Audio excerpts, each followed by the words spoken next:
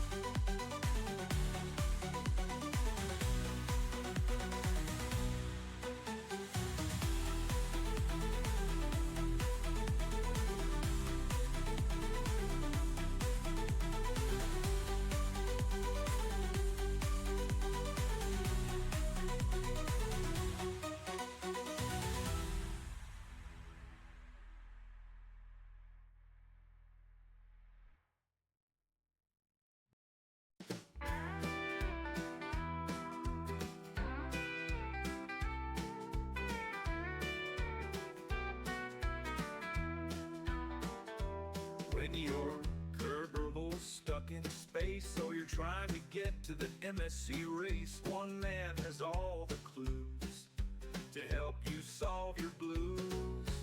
EJ is his name, and rockets are his game. Bolder than any man, crazy creations are his plan. Cities, curveball, and workers, they all are at his command. Oh God, that's all I can think of. Chat bothers him all day and night, but Eej always puts up a fight. Weird impressions, internet memes, EA is always so extreme. I'm not a good songwriter as you can.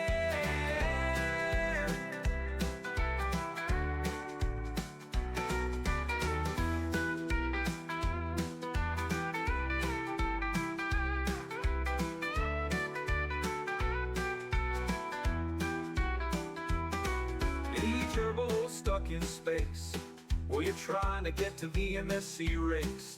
One man has all the clues to help you solve your blues. EJ's his name, and rockets are his game. Bolder than any man, crazy creations are his plan. Cities, curveball, and workers, they all are at his command. I don't know if that's all I can think of. Chat bothers him all day and night, but Eej always puts up a fight. Weird impressions, internet memes, he's always so extreme. I'm not a good songwriter as you can.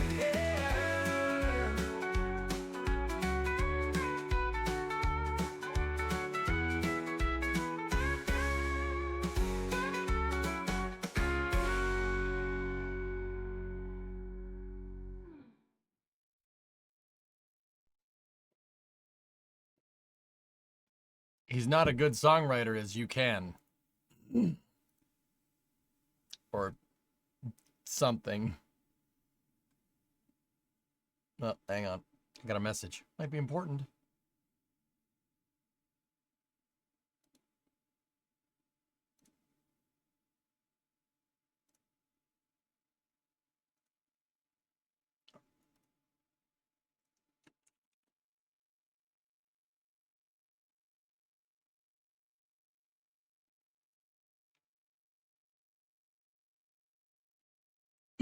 Anyway, you are fired. Oh, I'm sorry. At least I won lunch. Ship and Booster are moving to the pad on the 20th and the 21st. Fox, that seems to be the case, dude. Yeah, that seems to be the... Ow. What the heck? What the heck's going on here?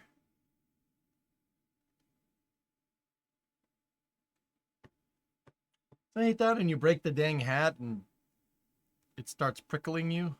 Look at that. Look at the prickles. Dang prickles. Pricklies. Ah, good for lots of things. See, good and bad. See? See? I'm not bald. Look. See? I got plenty of hair. Or something. I sent you my song many times, but you never heard it once. I've been working 14-hour days, man, for the last, 3 weeks. Give me a freaking break. Look, I look like I got punched in the face. Where's his hat? There you go.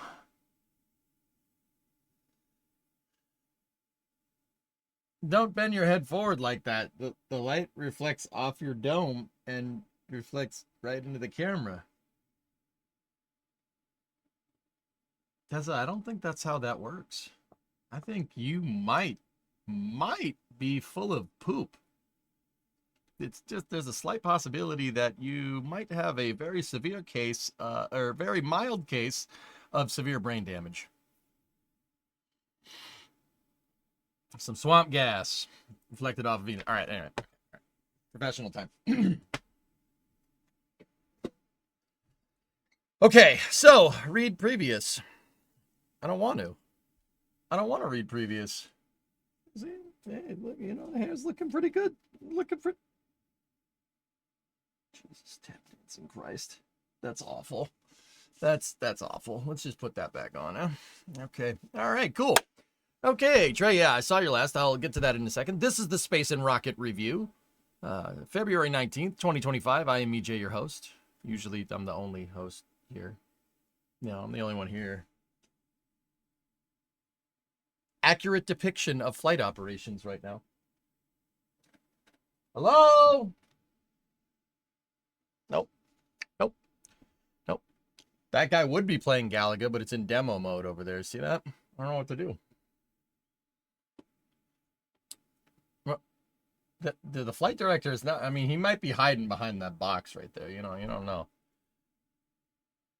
Gray hair is a sign of wisdom. That was not gray hair. That was no hair. They left for lunch. Yeah. Call it hat hair for a reason. Keep wearing hats and it goes away with it. Dude. Yeah. I don't know. But if I stop wearing hats, dude, that's the thing. If I stop wearing hats and maybe like in the off chance that it grows back, I have to deal with you guys just being quite annoying for a considerable amount of time. Well, it grows back. Maybe give it a chance for a moment.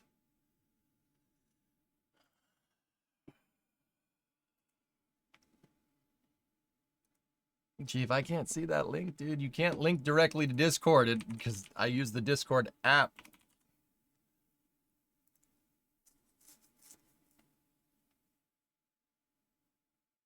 Okay. All right, what's this one? We'll listen.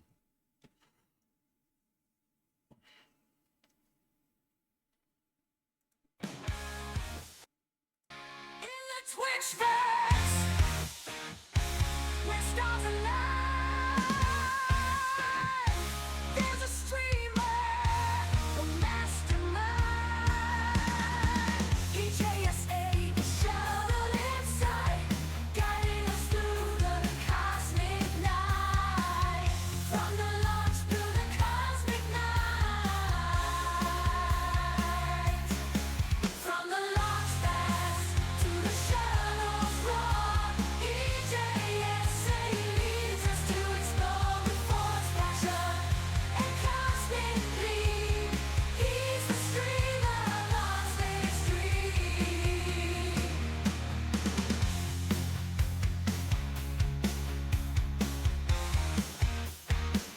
Flavia, thank you for yesterday's coverage. Oh yeah, the double launch was awesome.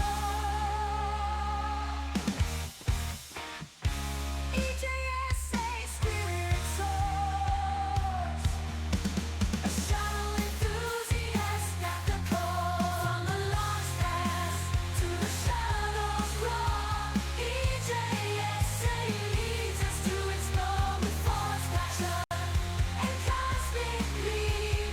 He's the streamer on Space Dream. All right, we'll get into it. On the cosmic Look. stage, he takes command. With shadow tales and dreams so bred in a stream, we find delight as we journey through the cosmic night. From the launch pads to the shuttle's roar, EJSA leads us to explore with force passion and cosmic gleam. He's the streamer of our Space Dream. EJSA, our cosmic guide. In your stream will of force passion and cosmic gleam. He's the streamer of our Space Dream. EJSA, our cosmic guide. It's pretty good, Chief. It's not bad. That's on purpose, dude. It's a checkerboard, Dennis. That's for instrumentation, for visual instrumentation, so you can figure out orientation of the SRBs. Think of it like nice. Think about it like that was good, Chief. If you're watching like a crash test, they have little checkerboards on the vehicle to see how like the vehicle deforms. Those are the same thing, but with rockets. They've been doing that for a long time. That's why Saturn V had like checkerboards on it. It looked like it had a bunch of checkerboards, so you could see the vehicle move. All copyright rights are yours. Oh, thanks, man. So, check this out.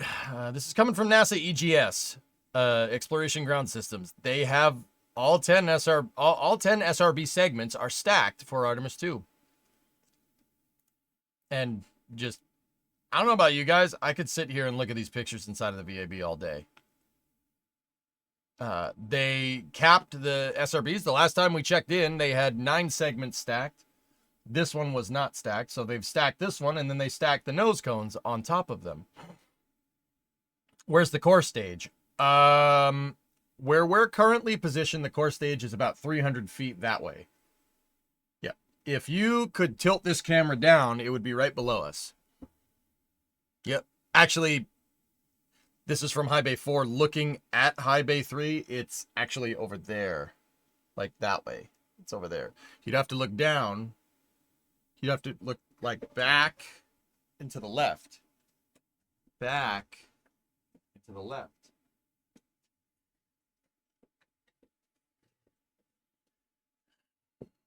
"300 feet, 93 meters that way."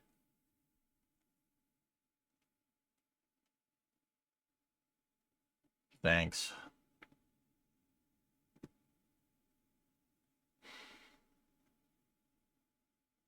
Why can't we have more of these? That's, you know, that's been on my mind a lot lately, Rocket. Hold on. I gotta get the Starbase Live sounds in the background. There we go.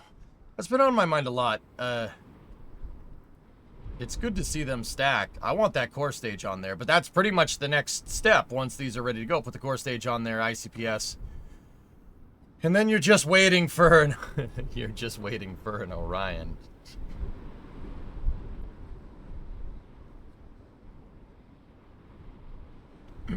Anyway, really good news. You know, Artemis 2 is still slated for 2026, but I'm not really sure when that's going to happen. We'll see. We'll see. Does Morton Thiokol still make these? Northrop Grumman is the company that owns the company that merged with a company that bought another company that merged with another company that bought another company that was Morton Thiokol.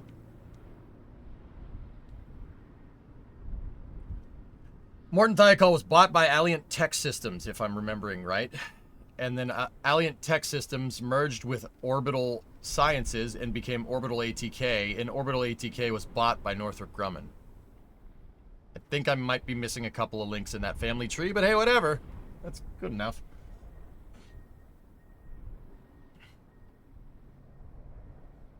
Could you take the stack out minus Orion to do tanking tests? Sure. Why not? YR4 impact chance is down to 1.5% if you don't already have it. Well, I didn't, but now we do. Tragic. Yeah, Orbital ATK was bought by Northrop Grumman Corporation and is still based in Luca, Mississippi. It's all just a Leidos company. Anytime I see Leidos in the wild, Rocket Guy, like, you know, like the scanner systems, like at TSA and stuff, I always think in the back of my mind, Leidos. A Leidos company. It's a Leidos company. All right. It's a Leidos company. Did you know that? Did you know that it's a Leidos company? Aerojet Rocketdyne, a Leidos company. L3 Harris, Aerojet Rocketdyne, you know, Max Plus, a Leidos Harris company. I don't know. Come up with better names.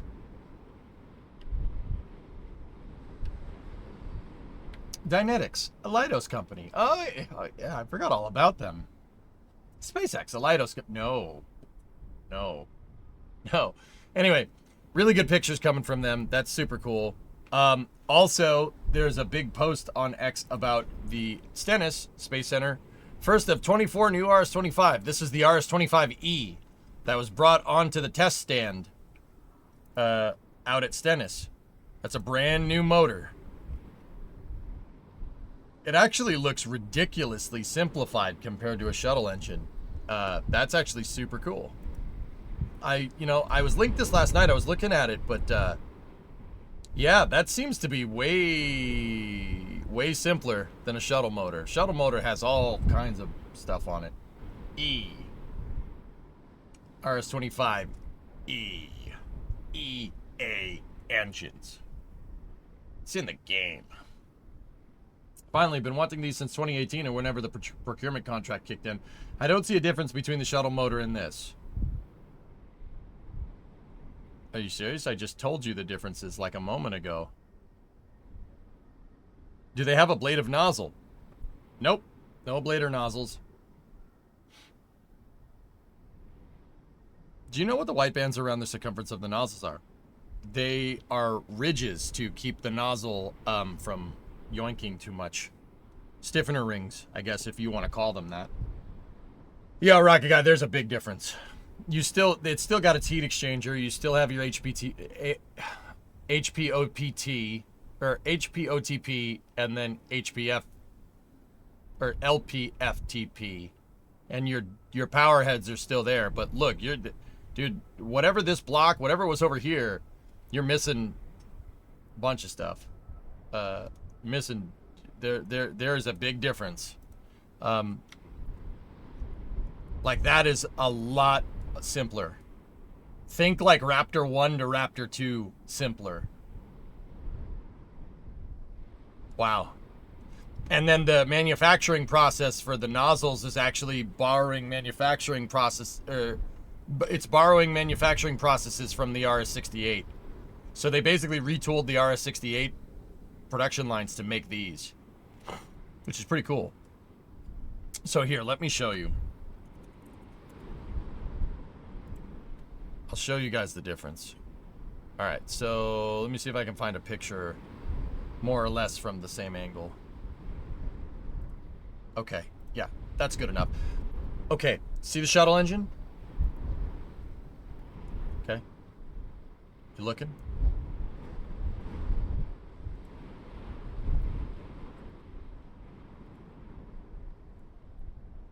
Little bit simpler. Keep in mind, this is rotated probably about 45 degrees, but yeah, way simpler. I actually didn't bother to look at the plumbing with this, but that is very simplified comparatively to shuttle motors. They took all the reusable stuff out. There's another picture from the exact same mount if you scroll up.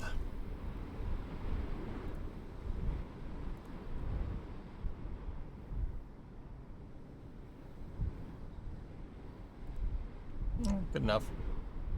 This is off of collect space.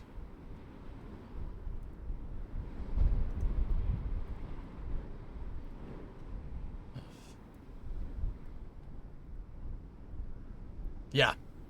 Yeah, that's a little bit closer. See what I mean?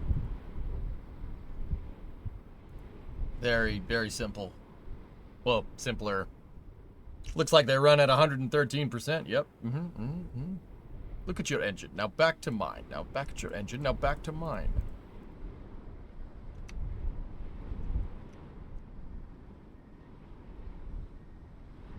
Nice. Looks almost the same. Dude, the plumbing over here is way simpler. Like, yeah. Nice. Raption, you just got back from a day at KSC. Nice. Nice.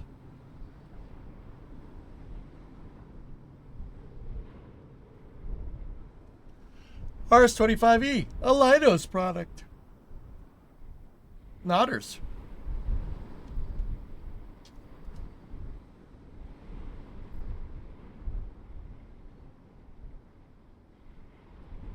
How can the RS-25 run at 104% of rated performance? Oh, yeah, sure. So the engine has a baseline rating, right? Okay, so think about it like this. If I buy a car and that car has 300 horsepower, okay? And I do some tweaking here and there. You do some tweaking here and there. Maybe we add a turbocharger to it, right? Now it makes 350 horsepower, right? 300 horsepower is your baseline rating, right? Make sense? Now it makes 350. So you're operating a percentage above, you know, what you're originally rated at. Now, that's probably at the behest of some other components, right? If I have that turbo on there, you don't get everything right, or if a component isn't good enough to deal with this right? Like, it could blow, you could blow up the engine. Same is the case with rockets. You could push them too much. You push them too much, they will explode. Don't worry. That happens. Yeah, it does. So they probably 1062. They've probably upgraded these engines to the point because you could just. It's a one-time use. You're not reusing them. So that 100% of rated performance, the original performance rating for an RS-25 engine is probably super conservative because of reuse. Now, because SLS engines aren't being reused, there's really no point in doing that now, is there? So run the thing. Run the thing. You're not reusing it, so run it. Turn the boost up, if you catch my drift. More power. More power, Mr. Sulu. I'm giving her all she's got, Captain. If we give any more, the whole thing will blow. So yeah, 104% rated is a baseline. It's rated off of its baseline rating. So like 1062 with the shuttle engine and all the shuttle engine family of engines, right? Yeah, the rating was like the Block 1 and the Block 2 shuttle motors that were implemented throughout the program were able to operate a little bit at a little bit higher thrust, like 104 or 103, 104% rated. These SLS motors can go to like 113. They go way up there. Like once again, because you know a lot of this stuff wasn't necessarily built for that, but the RS-25E is. So like, yeah, you're only gonna use it once. Just send it, man. Send it. Now, don't get me wrong, the engine is still reusable. They're going to put this one on the test stand, and that is an RS-25E. That is a production RS-25E. It's not a test mule either, which is pretty rad.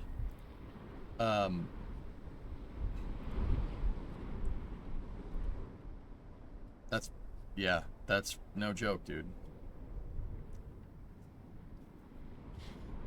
Now me and the mad scientist gotta rip apart the block and replace the piston rings you fried.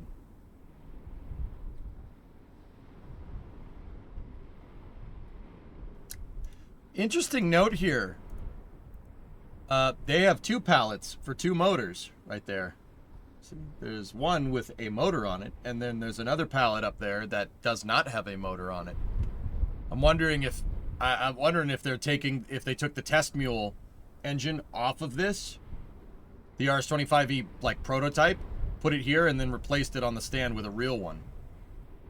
When you run into engine rich, you get the Delta 2. We've had an anomaly. That one is just the stealth one, guys. Wonder if Elon will try to save money and redesign the engines. Now, David, okay, no, probably not, but not for the reason that you think. Dude, this is a redesigned engine. We're good. This thing's great. It's fine the way it is. I'm telling you, the hardware is fine. Do I have a problem with throwing RS-25s in the ocean? Yeah. Yeah, absolutely. Is that the best engine that you could use for a super heavy launch vehicle? No. There's way better choices.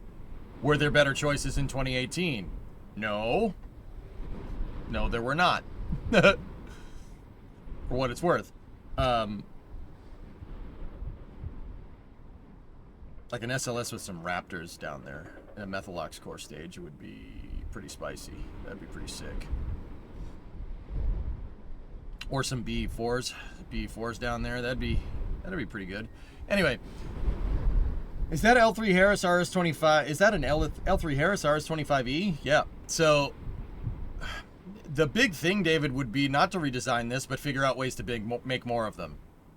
If you're going to redesign it around mass production. Because even then, this contract is only for 24 of these things. That's for 6 flights.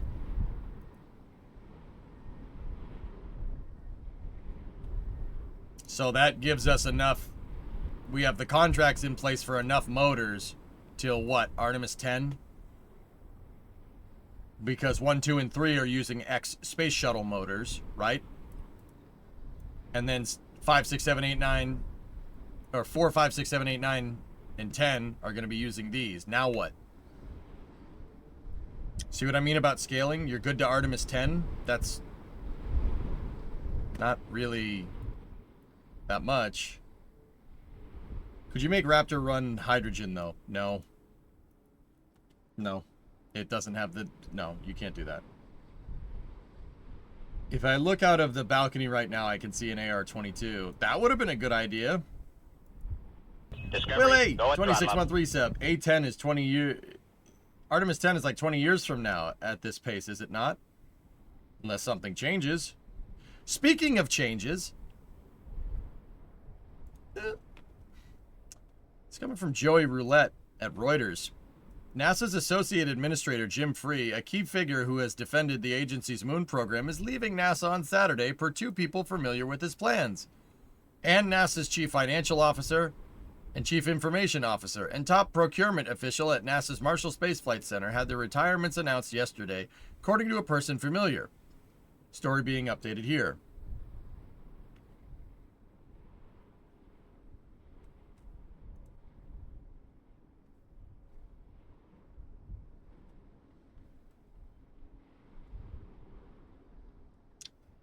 NASA's losing 4 key senior officials close to its flagship mission, a flagship moon program, according to people familiar with the changes, adding more uncertainty over the agency's exploration trajectory as Elon and the president play up Mars missions.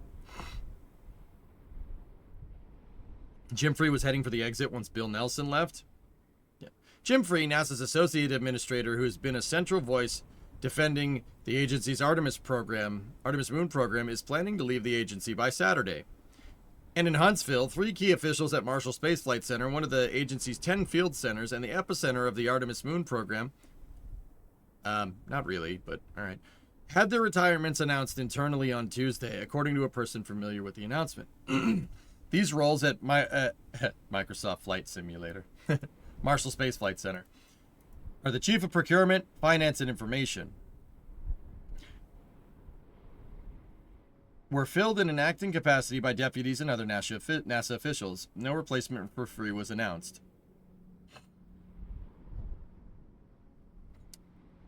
I don't know who familiar is, but you get a dictionary and find out who to... You get the phone book and find out who familiar is. Mr. Familiar. If he's firing people at NASA, I want to know who he is. NASA spokespeople did not... NASA PAOs did not return requests for comment. The leadership shakeup adds more uncertainty over NASA's direction in space. Oh, jeez. As Musk, the CEO of SpaceX, who has long envisioned crew missions to Mars, oversees a sweeping review of NASA records as a special employee of the current administration and seeks to cut staff and programs. That's absolutely 100% wrong.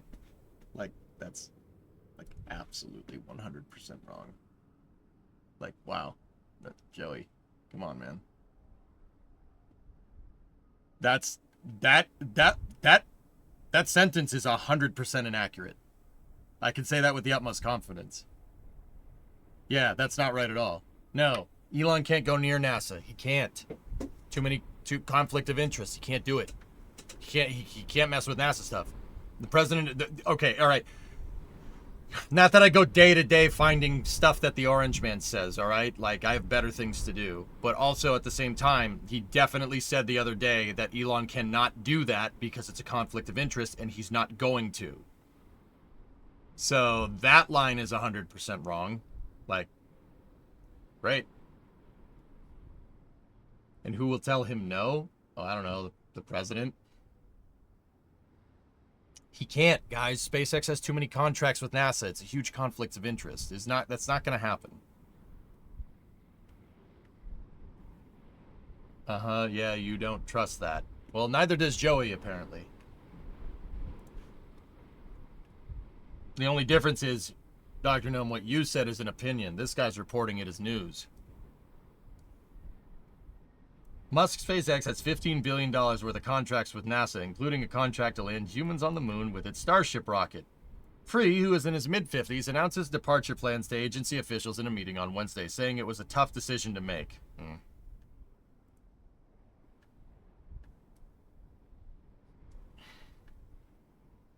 How about we be empirical instead of speculative? That's what I'm trying to do, Rocket Guy. I'm trying to give sources.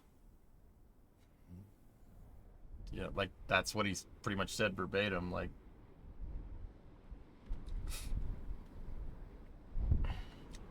what do I know? Just trying to stay objective in this crazy world, and don't like getting crap for it, but what are you gonna do? What are you gonna do? What are you gonna do? I'm just gonna go outside in my pool with the damn ducks. I'm just gonna go see my ducks. Anyway.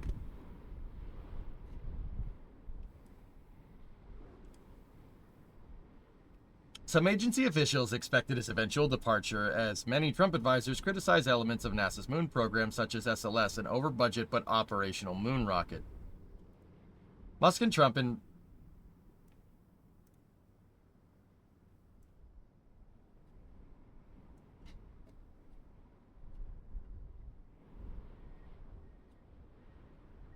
don't think it's really over budget. I think it's just late. I think that's a big distinction there, but whatever. Splitting hairs. Musk and Trump in recent months have relegated potential missions to Mars as a possible alternative to the moon, the much closer celestial body that Trump, in his first presidential term, has set as NASA's core space exploration target, with long-term moon bases functioning as a proving ground for Mars missions.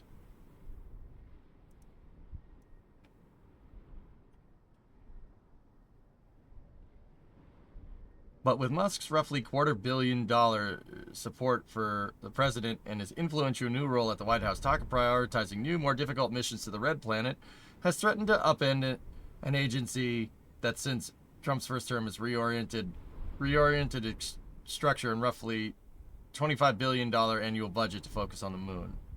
That was always the plan? No? Yes, maybe.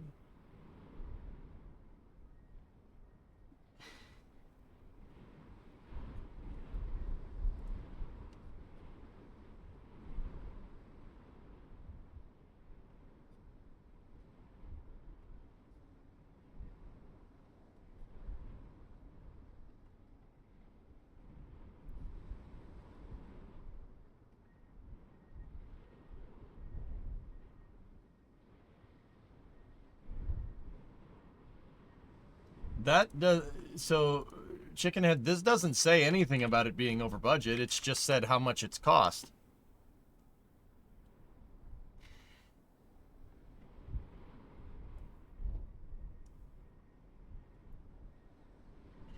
Oh boy. Oh boy. Flat funding. Lovely. You see that? That's if you're gonna pick a gripe with this thing, you want to know why it's late? Because you funded it like that. That's not how you do that. That's really a bad way of doing that. But, 2017 is when it was supposed to launch. Like I said, it's late. It's not over budget. It's late. Very late.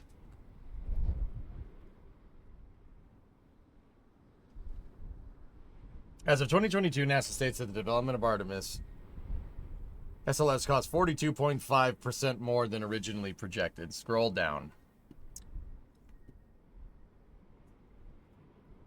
Okay. All right. Okay, Chicken, and you're not picking up what I'm laying down. All right. I'll be a little more clear. Yeah. Okay. NASA's projected budget. Yeah. If you want, right there. There's your line. Right. 42.5% more than originally projected. First of all. Okay. So $49 billion. Right, is the total budget. That's what it says up at the top. A 42% overrun. So someone, 11 years ago, we'll say 11 years ago. Somebody 11 years ago thought we were going to the moon for $25 billion.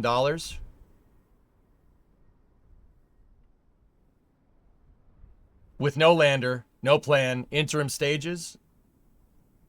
Dude, if I'd known more about spaceflight architecture at the time, I would have called that person an idiot. like many times over. Like you're an idiot. There's no way that's happening. Do you see what I'm talking about? Yeah, you could sit here and say, sorry, it's kind of a little bit of an entrapment on my part, chicken head. I'm not trying to be a jerk. I'm trying to illustrate a point here, okay? You could say that it's over budget. You could say that all you want. Really? Okay, yeah, NASA said it's 42%. Yeah, okay. And once again, I'll ask what I always ask. Okay, so NASA knows how much a moon mission is going to cost? NASA, who hasn't launched any person to the moon in 50 years?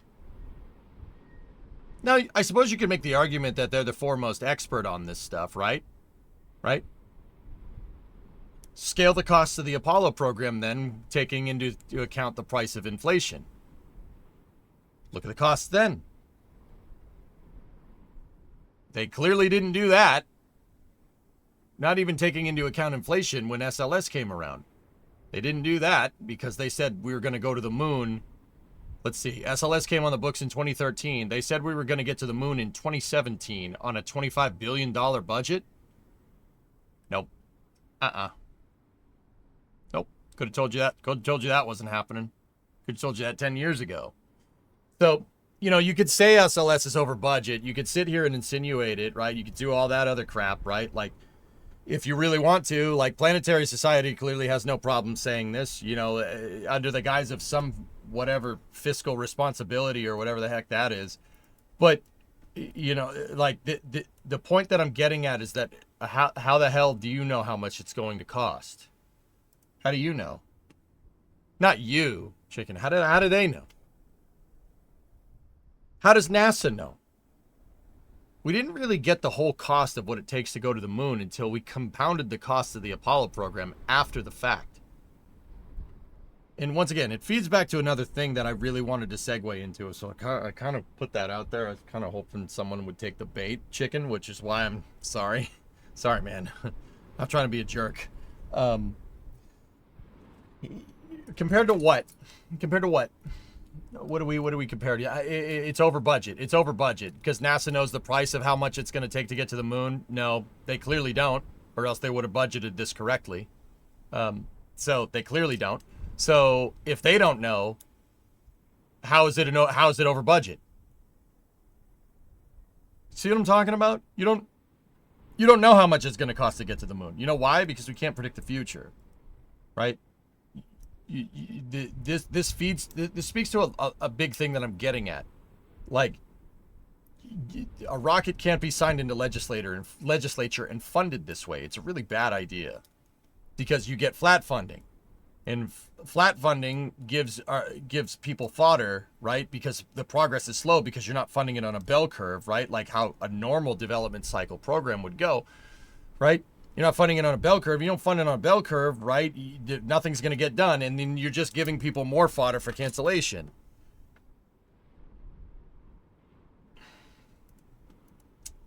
Do you see what I'm trying to say? Northrop underestimated the cost and contract went from 2.5 to 4.4 billion. Yeah, because okay.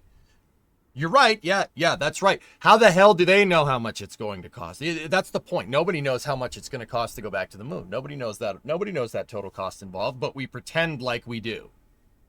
We pretend like we do, and we don't. But we also sit here and pretend like we do.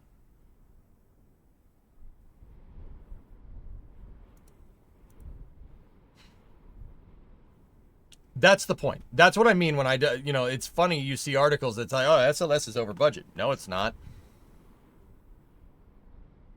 And it's funny because the Planetary Society, a body that's supposed to advocate for more space flight, is saying, SLS is 42% over budget. No doubt somebody will use that as fodder to justify getting rid of it. Right? We don't realize that us perpetuating this stuff, right? Saying stuff like that, saying it's over budget, saying it's too expensive, as spaceflight fans, us perpetuating that, right, is inadvertently giving people fodder to cancel the program. Joe even said it right here in his article. He said it up there. See what I'm talking about? Sorry, it was a little bit of an entrapment on my part, dude. I'm not trying to be a dick, but, like, once again, how do you know?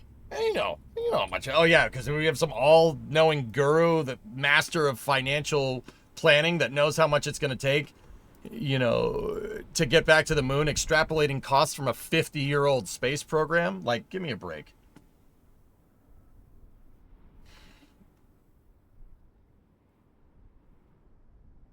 Two things I would mention. The over budget is due to delays in general operational costs that come with those delays, not actual strict development. Also, can we actually include Orion's first 6 years of development and append that to SLS?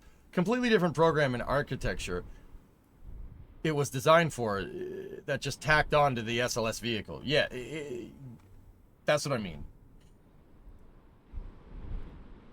Yeah. And Rocket, what else are you saying? With respect to a truly good project management perspective, you try up front to give as good of an estimate on project cost and length.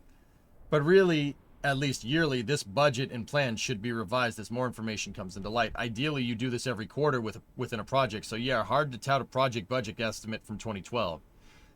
That's exactly what I mean. You don't know how much it's going to cost, and that has to evolve over time. You're right. Yeah, I mean, saying evolve over time is the other component that I'm missing. I understand what you're saying, though. NASA OIG released a 56-page report about cost overruns. Well, the OIG just sees what the projected cost is, and then, they try to figure out why it's gone up over, but you're not addressing the root cause. And this is the cycle that I'm trying to buck with the words that I speak, right? Because obviously there's people that love SpaceX and want to just do SpaceX stuff, and that's fine. And then there's people that love Artemis and want to just do Artemis stuff, right? And obviously we see them at each other's throats. You shouldn't be. And I'm not saying you have to be Team Space either. It's all that's doing is giving fodder for people that are critics of space. We fight with each other. Space fans fight with each other about this stuff. And all that's doing is giving the people who don't like space, you're giving them fodder for canceling the program. You see what I'm saying? That's what happened with Constellation. You got to be careful about that stuff, dude. And even now, it just gets thrown around like it's no big deal. See, you just throw around like it's no big deal. You know how much that hurts? Like people use this, there's congressional testimony that cites news sources all the time saying. Anyway, President Elon in recent months have relegated potential missions to NASA's core space exploration target, with long-term moon bases functioning as a proving ground of far-off Mars missions. But with Musk's roughly $250 million support for Trump and his influential new role in the White House, talk of prioritizing new, more difficult missions to the Red Planet has threatened to upend an agency that since Trump's first term has reoriented its structure and roughly $25 billion annual budget to focus on the moon. Yeah, okay, cool. We already got that far. Jeff Bezos, whose space company Blue Origin has a multi-billion-dollar contract with NASA to land humans on the moon after Starship, told Reuters in January that the Trump administration should stay on course with the moon program.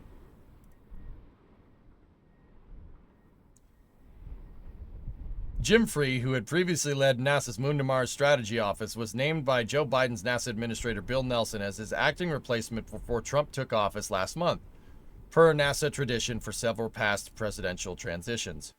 But the Trump administration quickly sidelined Free and put Janet Petro, who is the director of Kennedy Space Center, in the acting role, a move seen by many officials in the agency as an attempt to prevent Free from potentially shielding the moon program from future changes. Yev? My name is Jeff. Name Yev?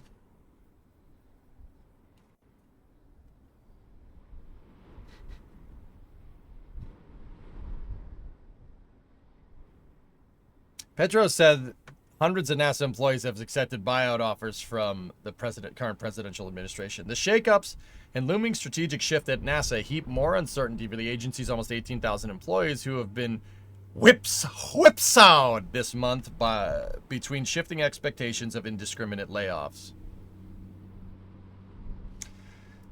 NASA employees expected senior leadership to fire roughly 1,000 new employees with probationary status on Tuesday, pursuant to a presidential administration order. But by Tuesday night, following pushback from scientists and staff, Petro told senior officials NASA would be exempt from the order, at least temporary, according to two people familiar with that matter. There's that familiar guy again.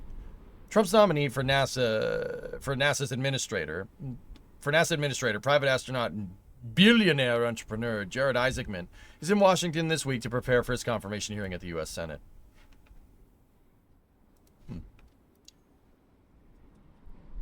Joey pulling out the big words. Yes, indubitably.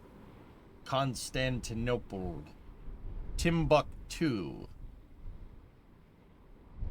Prerogative. Heavy. There's that word again, heavy. Why are things so heavy in the future? Is that problem with the Earth's gravitational pull? You got to visit Michoud on Monday. Got cleared to take these pictures, so no worries. I'm 95% sure you wouldn't have any idea what's in the pictures. Oh, yeah? Oh, yeah? Nice. Yeah, I don't know what that is.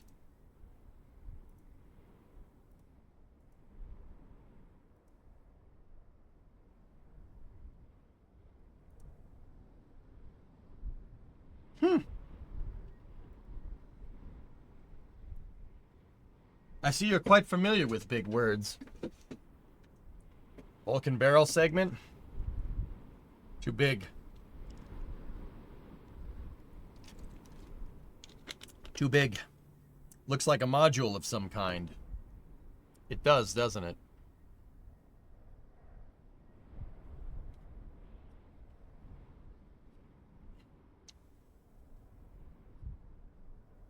Think more. Starship interior, HLS mock-up. It's the wrong direction for the HLS mock-up, dudes.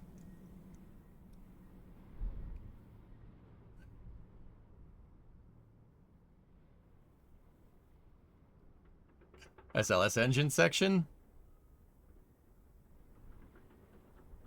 Nope. Dragon XL? Unlikely.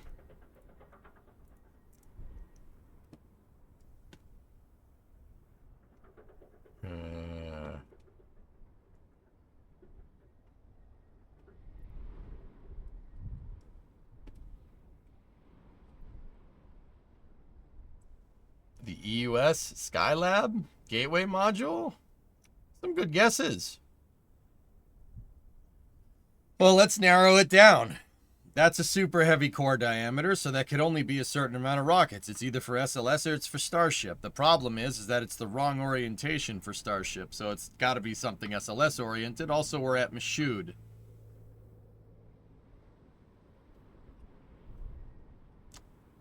Something to think about. Now, let's take a look.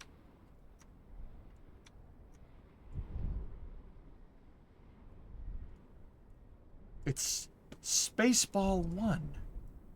They've gone to plaid. Go below. More hints.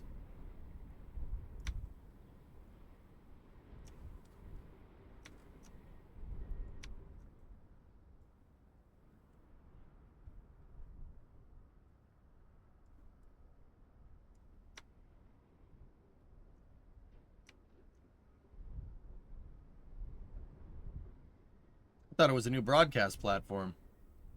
Look at the computer screen text. The lower deck is flipped to provide easy access to storage along the cylinder. It's a cylinder.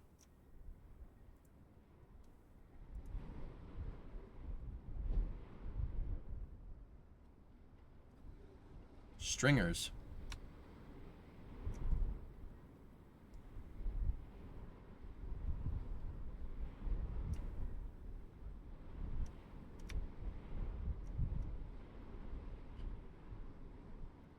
Baron, what are they doing with this Saturn V barrel segment here? That's very curious.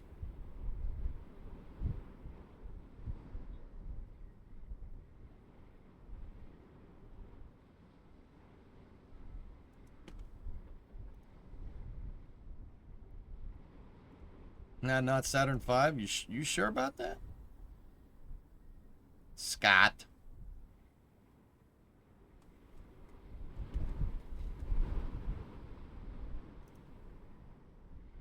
Well, that's definitely aluminum, and it's got an internal stringer structure, and it's definitely not stir welded. They look like tracks for drop-in modules. Now, this stuff, those are ISS racks. These things are ISS racks. Those are all over the International Space Station. That is their, think of it like a shipping container, but for smaller experiments and stuff.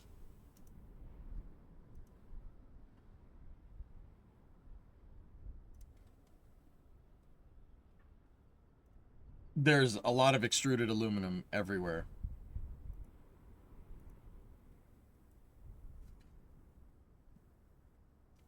Flip, what's up, man? You're kind of close, but way off at the same time. It's a Saturn V barrel segment. I know that because the weld is not nearly good enough for a modern rocket, meaning this is a piece of old hardware. I don't know what it's for. It's being used for some kind of space station test mock-up. It was part of the shuttle external tank in a wet workshop plan for habitats still intact and being tested.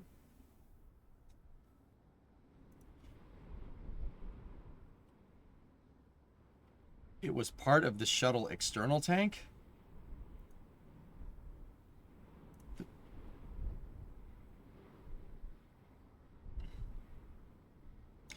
It's a lab, boss. No, I understand that, Tessa. I never said it wasn't.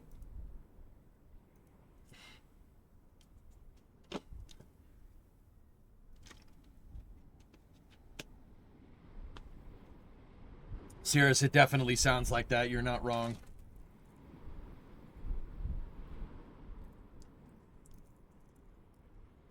It's a cylinder. Early ETs were constructed very differently. Well, okay. I knew this thing was old, Bill. It's old. It's very old. It's been around for a long time. So it's not something... You know, I said it could be SLS, could be Starship, but then I started noticing stuff. Okay, so these processing rings are old. They're dirt old. Also, look at the plate right there. Look at all the scratches. Look at all the corrosion. It's been there for a while. So then I started looking at the welds. It's not stir welded. If it's not stir welded, that means it's at least 40 years old. Okay? Rockets are stir welded nowadays, dude. So this is what gave it away. That it's not SLS, it's not anything. Look at the weld. It's a bead weld. It's a TIG, that's a TIG weld. See that? See how you have a bead? That's a TIG weld. They stopped doing that in the 80s. NASA stopped doing that in the 80s because they opt for a stir weld. Right? And that's actually a pretty frigging damn good... It's a pretty damn good TIG weld, but I digest. So, that would mean this has to be a Saturn V barrel or external tank. Yeah, it's hard to tell. But, you know, internal stringers... Yeah, the internal stringers probably... Yeah, that pretty much gave it away. Now, I understand, like, oh yeah, wet workshop and stuff. Dude, why haven't we thrown this thing out, like, a long time ago?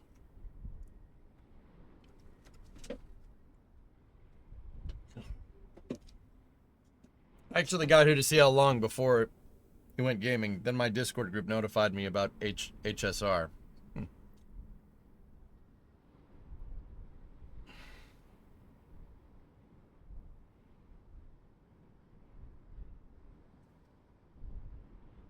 Anyway, Baron, that's pretty neat. Pretty cool, man. Yeah, see, these are all old ISS, or they could be even Space Lab components. Those things haven't been used in a while, but they are spaceflight spec.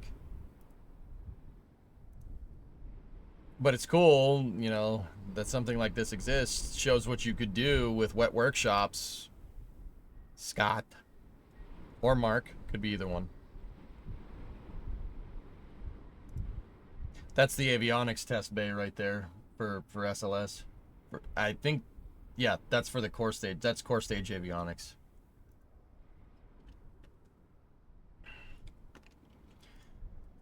Could be the case that it's been dug out of storage to be modernized for a modern prototype.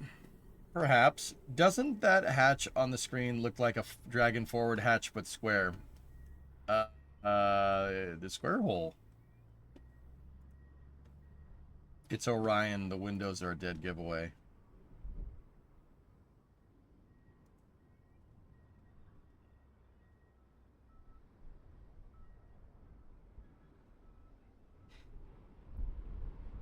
Could be Starliner too, but I doubt it.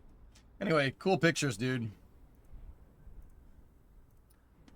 Yeah, so, okay, Jim Free stepped down.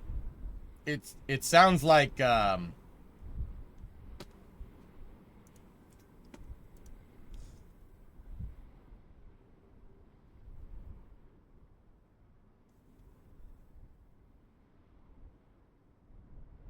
mean, the plywood looks new, I guess. Did you see part of a rocket hit Poland? Yeah, Poland mentioned. Yanks a mash. Yes, this Falcon 9 Starlink 11-4 second stage re-entered over Poland. Some parts did make it down to the ground. No, it's not okay. SpaceX needs to stop doing that immediately. Sun Temple, that's my guess. That sounds like Jim Free is not a fan of the president. That's what that sounds like. And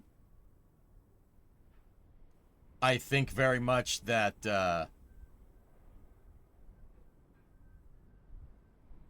so you could really look at this situation kind of two ways. All right. Jim Free was supposed to be the acting administrator, right? That's usually what happens. You know, the main NASA administrator steps down because he serves at the behest of the president. Bill Nelson was there because of Joe Biden. Straight up. Joe Biden isn't in office anymore. I don't think anybody needed that news flash, but just in case you're living under a rock. Joe Biden's not in office anymore, so Bill Nelson left. That would make Jim Free the acting administrator, right? Because he was basically second in charge. And Pam Melroy stepped down as well. So Jim was third in charge, so Bill Nelson and Pam Melroy left. And they put Jim Free in charge as acting administrator. Now, here's the thing, guys. Like, some people could look at this and be like, oh, Jim Free's leaving. We're so screwed. We're so screwed. I don't think so. I don't think so. Look, if Jim Free is taking an interim acting administrator role, if he was going to take that role, he's going to be part of the transition team and then leave. That's usually people that usually take the acting administrator role at NASA usually leave. So he was planning to retire anyway. I'm pretty damn sure. But this could have gone two ways. He was either going to take the acting administrator role, do what he had to do, you know, kind of make sure the SLS was in good hands, and then leave. Right? Maybe somebody didn't want that. I don't know who. Maybe somebody didn't want that. If that's the case, I mean, somebody clearly didn't, so they put Janet Petro in, right? And if Jim's like, all right, I'm not acting administrator, I guess, bye. Pretty much, I mean, that's pretty much, I mean, I don't know, I've kept saying there's one of two ways. Now, I'm pretty sure that's how that panned out.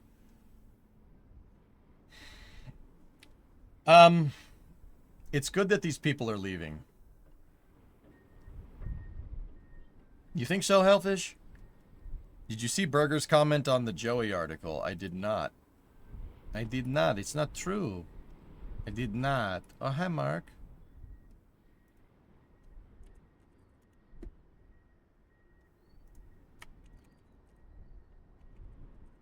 What's Eric saying?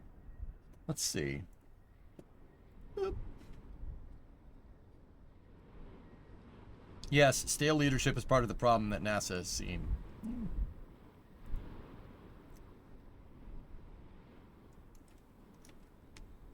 You've heard this as well, but nice to have confirmation. Jim Free was brought into NASA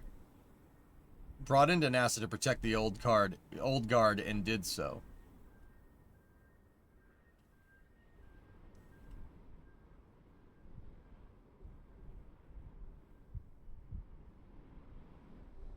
Supersonic petro propulsion.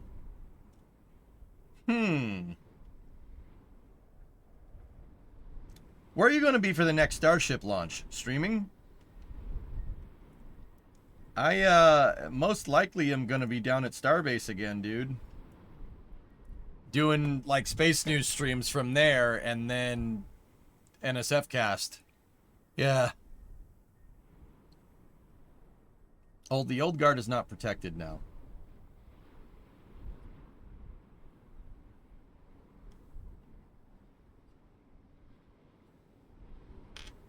Yeah, B-Pat, that's most likely what's going to happen. I'm probably going to fly down to Starbase again. Space news from a beach chair in front of the pad. That, Lowe's, that's not as far-fetched of an idea as you might think.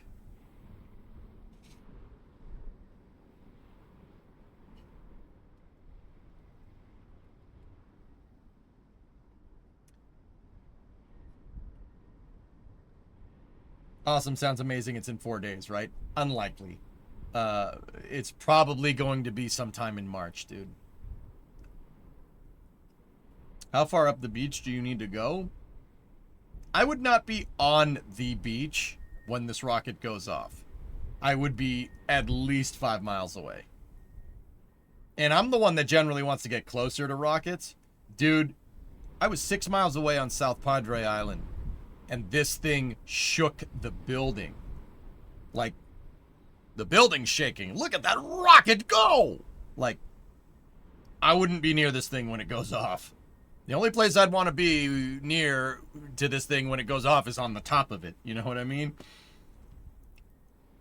Dude, Starship is a different kind of violent when it comes to rockets taking off, dude. Hey, Sean, as much as I love NASA, I hear a lot of stories of people just sitting around getting paid to scroll on their phones. Yeah, okay, so let's talk about that. RE, the old guard at NASA versus new. Like,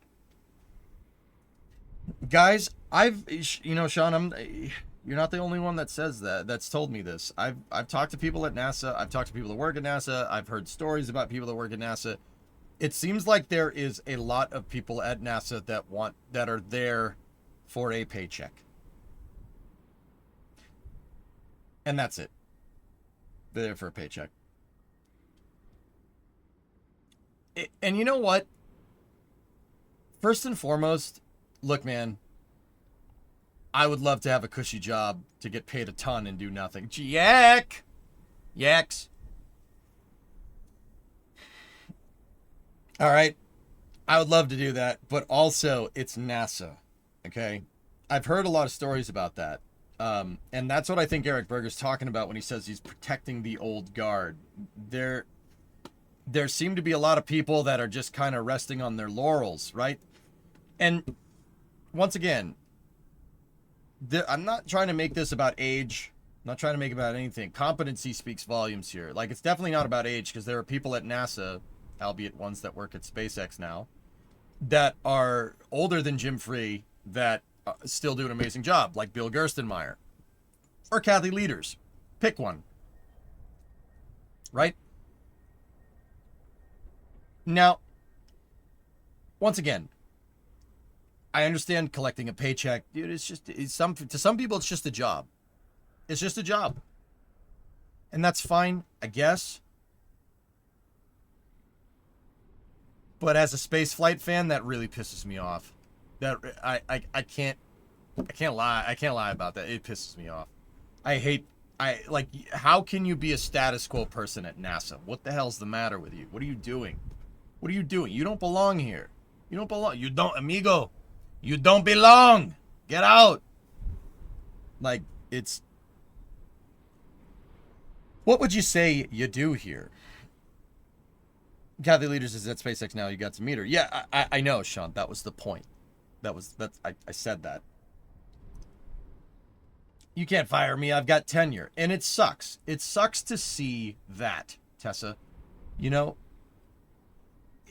And I talked to you guys. We were just talking about it with Joey's article, you know, about SLS being over budget, blah, blah, blah, blah, blah, blah, blah, blah. Like, it costs what it costs, dudes. But I'm not even me. I'm not going to sit here and say, like, you know, NASA is not full of people that are just there to collect a paycheck. that are left over from programs past, like the shuttle program, right? Or whatever. I mean, personally, I think the vast majority of those people got fired, but it's very clear that there's still people around like that. And don't get me wrong, like, once again, I'm trying not to be a jerk, because you should, if people are still competent and good at what they do, right, age shouldn't matter, right? Like, that means nothing, right? But also at the same time,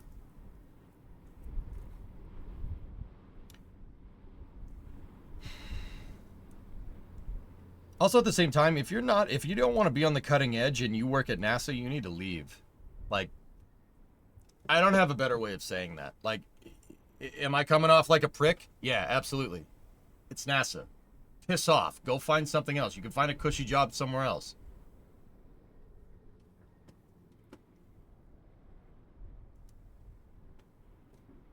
That, like, there's plenty of cushy jobs out there, you know?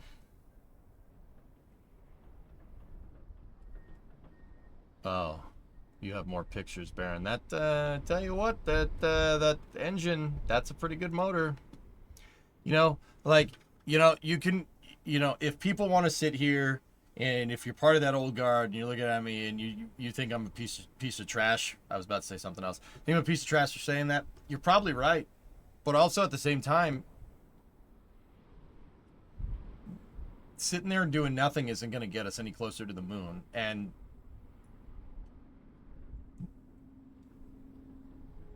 you have to understand that NASA is such a coveted organization because of past endeavors where people did not do this, right? NASA's gotten a reputation for being incredibly slow, status quo, afraid to take risks, etc., etc. Now, once again, I truly think the solution to this problem is give them a bold plan. Age doesn't mean anything. But these people are sitting there doing nothing because the program is the way the whole thing is intertwined is designed to basically be sustainable, and that's about it. Like, once again, you know, I don't necessarily mind, and far from me to say this, I don't necessarily mind that, you know, they clean up shop. NASA, like, I've been saying that NASA needs to refactor their contracts. That's basically what that would include. You want people in there. You want people in there that want to be there. You know? I've heard many stories, albeit, like, this is kind of anecdotal on my part, and I don't mean to report this as space news, right? But I've heard many stories where people talk to people that work at NASA and are there as a NASA internship, and, you know, people that are younger ask people that already work at NASA, the older people, hey, I would like to work here. What do I need to do that? And people at NASA saying, no, you don't want to work here. No, there are better opportunities for you in the private sector.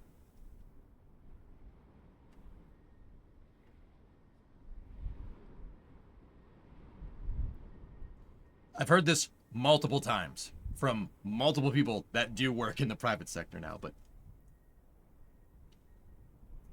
asking people to do fair work for fair pay is not unreasonable. Evaluating if that is happening is also reasonable, as long as it's data driven. Yep.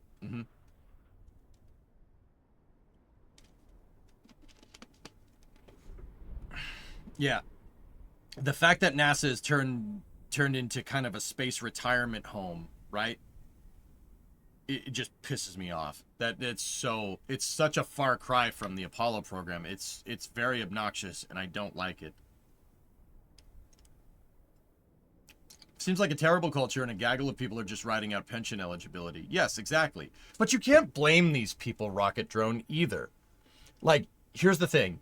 If people are just there to collect a paycheck, they need to leave. You need to leave. However, it's not to say that these people are saying, like, oh, go find a job in the private sector, you'll have better opportunity there. There is a reason why people say that. The reason why people say that is because NASA's treading water. They're going nowhere. Why are they going nowhere? No plan. You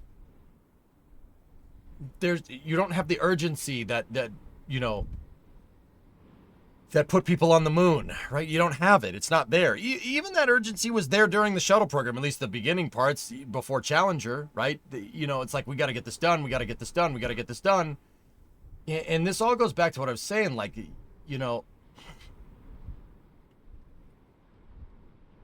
NASA needs a plan. You got to have a plan. It's not maybe we'll go back to the moon, or maybe we'll do this and maybe we'll do that. No.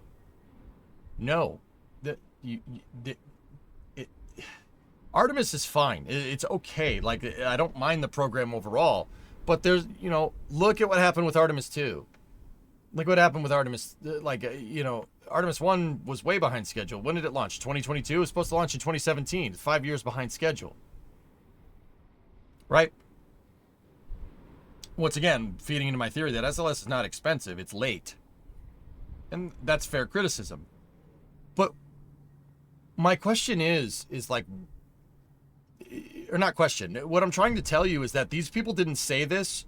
These people aren't saying this because they don't want new people to work at NASA, because they just want to collect their pension and collect a paycheck and be out. You don't go looking for a job at NASA, right? And not like love space. And frankly, like, I'll be quite brutally honest here. If you do, well, one, yeah, you will have better opportunity in the private sector. You probably get paid way more to do way less work. But also at the same time, if you're just there to collect a paycheck, get out. Get out. Get out. This type of mentality and this type of behavior is threatening NASA to the point where NASA could fade into irrelevancy. And that's not okay. It's not okay. Like, I'm sorry. I don't like being a jerk like this. I don't like being candid like that. But also at the same time, I keep thinking in the back of my mind that National Science Foundation paper that we read that said the mean age at NASA is like 58. And NASA's going through a brain drain. NASA's going through a brain drain because kids don't want to work at NASA. They want to work at SpaceX. They want to work at Blue. They want to work in the private sector, wherever. They want to do anything but work at NASA.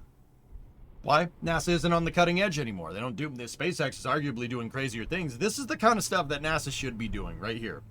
This stuff. Right there. They should be doing that. And this brain drain is eventually going and not attracting new young talent and not attracting new engineers, right? Is basically going to turn NASA inadvertently over time into a regulatory body. The National Science Foundation wrote a whole paper about this. And they wrote a paper well after I've been said, like, it came out like last year. I've been saying this for years. Right? All right, Sun Temple. Good night.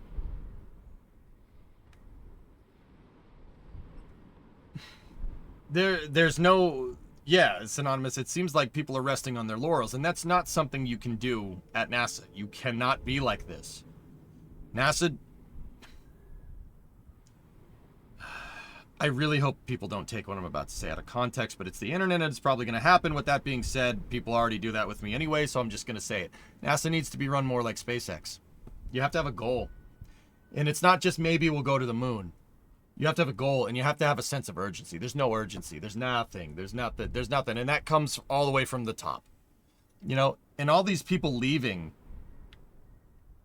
Jim Free leaving, a bunch of people at Marshall leaving, it seems like bad news, but also at the same time, it might not be. NASA is too top heavy. They're too top heavy. There's too many managers and not enough engineers. Most of the shuttle era was that way. Baron, you collaborate with engineers who work at NASA. I've observed that while many younger engineers in their mid to late 20s are highly motivated and dedicated, some of the more senior engineers, typically in their 40s to mid 60s, often seem less driven to complete tasks with maximum efficiency. For example, when I provide schematics, I frequently receive requests for rewritten manuals causing unnecessary delays.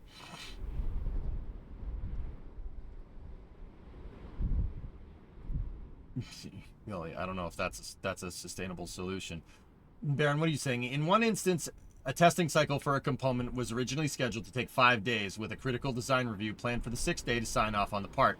However, due to inefficiencies and prolonged back and forth communication, totaling nearly 150 emails, the timeline was extended to 3 weeks. Ultimately, we had to take over monitoring the test ourselves as the engineers assigned by NASA continued to delay by retasking the test to others in their pool. It was pain. Yeah, Baron, people like that need to leave. They need to leave. You leave. Just retire. Here, take your pension. Get out. Get the frick out. Get the frick out. I'm sick of, like, you know, you go back 3 or 4 years ago, I'd be willing to give them the benefit of the doubt, but the writing's on the wall right now. The writing's on the wall right now. Everybody knows that, whether you like it or not, that the presidential branch is going to put NASA under a magnifying glass. The executive branch is going to put it under a magnifying glass, and people are jumping ship. It's kind of telling. But once again, in the context of Jim, I think he was going to retire anyway. But, you know, all those other people at Marshall stepping down. You know, maybe they're close to retirement. Maybe they're just going to retire. Probably. That's probably what's going to happen. But also, I can't help but think in the back of my mind that maybe this might be like, oh, crap, I might actually have to do something now. Bye. No, I don't like jokes, Finn. Be quiet. Shh. Sorry, like I've been saying, I'd like to think that Jared's more focused, business-oriented mindset could be good for NASA. NASA needs to be run more like a business. And Rocket Guy, I hope people won't take what I say out of context. When I say NASA needs to be run more like a business, I don't mean we need a SpaceX clone. I mean NASA has to have some freaking urgency, dude. It's been 15 freaking years since the last shuttle flight, and NASA has launched 2 missions in-house since then. And EFT-1 arguably was a contracted service. Not okay. That's not okay. No matter how you cut it, it's not okay. It's not okay. Like, and you know, like, once again, I was willing to give people the benefit of the doubt, but it very much seems like people are there just to collect a paycheck at this point. And I can't help but think that, like, I really hope that I'm wrong. But once again, I'll say it once, I'll say it again. If you're NASA and you're there to collect a paycheck, you need to leave. You need to leave now. Like, get out. But that seems to be what they're doing anyway. Bill, what are you saying? Sorry this is late, but with regards to the budget discussion earlier, a while ago I compiled some graphs showing the Apollo versus Artemis budgets using the best data I could find and adjusted them to modern 2024 dollars. Would you be interested in me posting a link? You could open them in an off-screen tab if you want to check them out first. Yeah, sure, get link perms from a mod, dude. I'm in. Run like a business to extent. Like, dude, it's not even run it like a business. Just have some freaking accountability. Oh, this is space. I'm in space.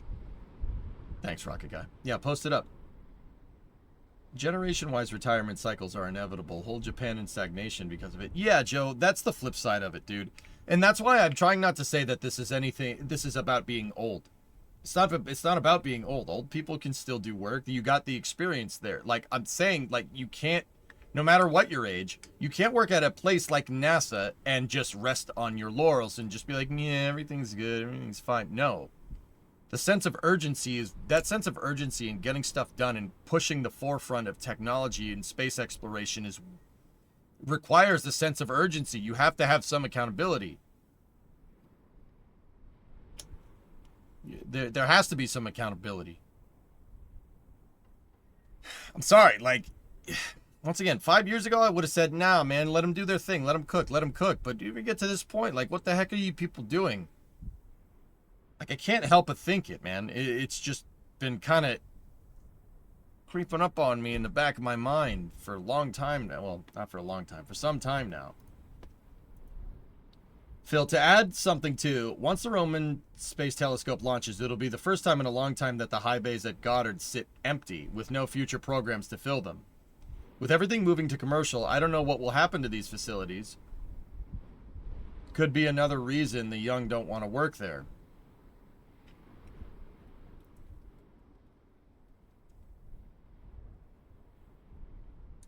Deadbringer, take their own pension, or should NASA give them an early pension? They might have done 20 to 40 years of useful stuff. I'd say pay out. That's what I would do, Deadbringer. And I know that kind of echoes what the guy in the White House is doing. don't, please don't associate with me with him on here. Please don't do that. You know, hey, if you want to leave, leave. You don't want to be at the forefront of space flight, we got to start holding people accountable again. Stuff needs to start getting done again. All right? You don't want to be here, leave. We'll pay you. We'll pay out your retirement, no problem. Like you'd work, like we'll pay you like you got to 65. Leave. You can't have people like that in a space program, man. You just can't.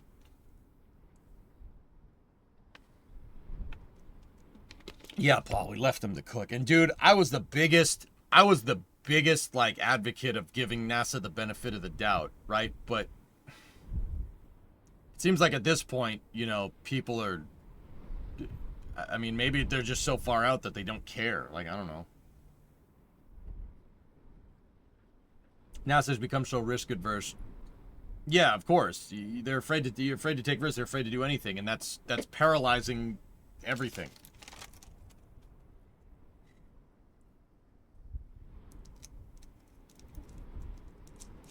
I don't mean to be explicitly unsafe balance here, but the bureaucracy relies upon not taking any risks.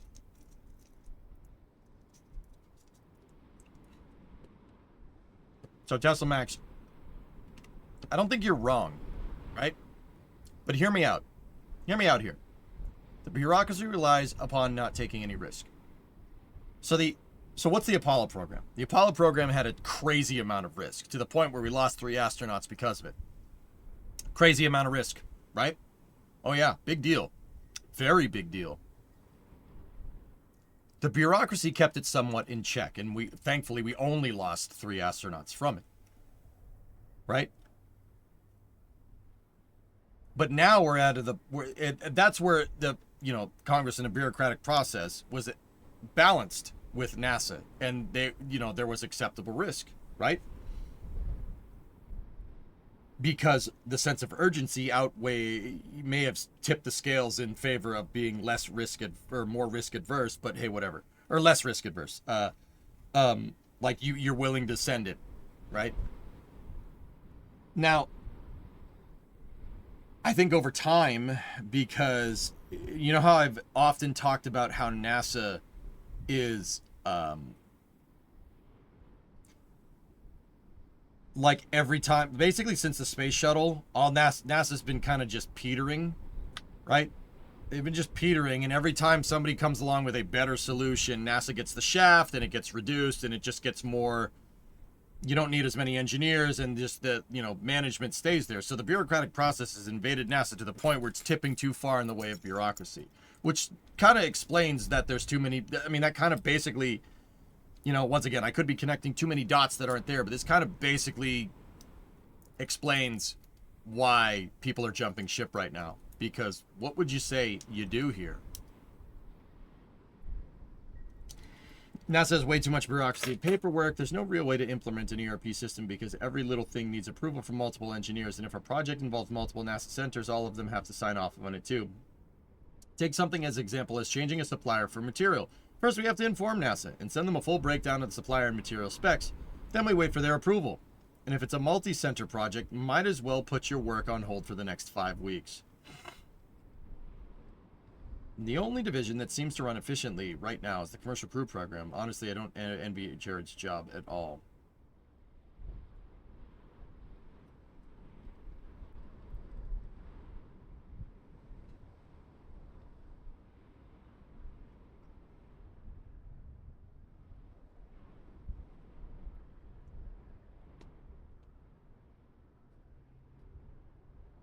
Wolfpack, in many businesses you've consulted for, there's often a portion of the employee base that are cheaper just let sit there and get a paycheck than it costs to fire them.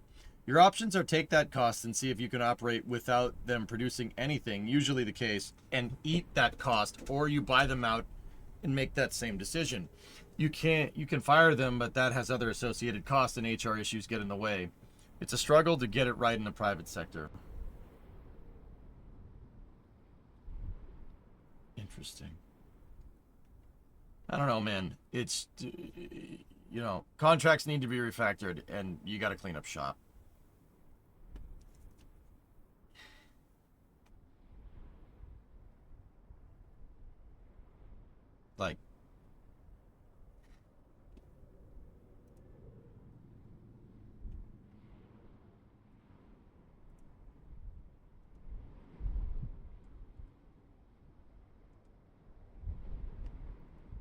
Give me 1 second. I'm reading this thread real quick.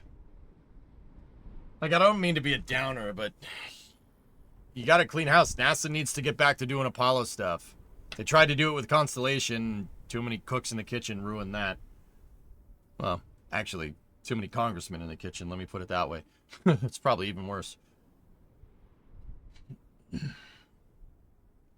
Let's see. I've heard this as well. Free was brought in to NASA to protect the old guard and did so and oust Kathy leaders. Low move by NASA as what they did with Gerst, but it worked out with them. They have great, exciting jobs at SpaceX. It's better pay, I'm sure. Kathy deserves a medal for the HLS selection and how she made the selection statement bulletproof. Saved Artemis. That's a good point. A note that I've never seen such a lopsided procurement for a NASA program. Best offer being half the price and 100 times the payload compared to the second. Any choice different from Starship would have been a gross misuse of taxpayer money. Yeah. How about you probably would have spent less money if they just built the stupid thing in-house with a comprehensive space program from the start. It's almost like we had a plan for that, and then somebody decided we didn't want to do that.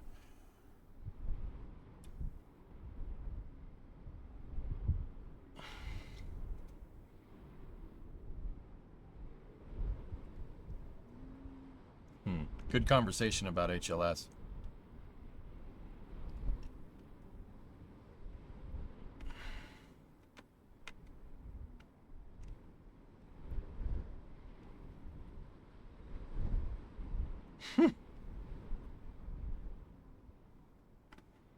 Yeah. Anyway. Once again, guys, I just on a quick side note, I hate that every day I'm coming in here and it always devolves into a political discussion, at least on some superfluous level. I'm not trying to do that on purpose. That's really just all there is to talk about. Like, if you guys are sick of this, let me know. I really don't feel good doing it. I don't want to do it, but that seems to be what's going on. Like, all I can do is kind of prescribe what I think NASA needs and then go from there. You know? Yapping ignoramuses. Yeah, it's pretty good.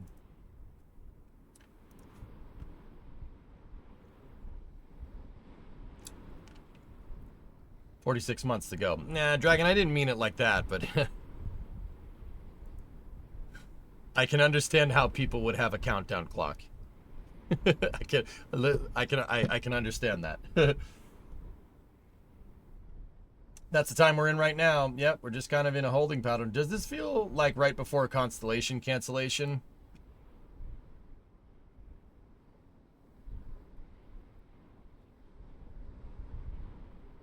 Yes and no.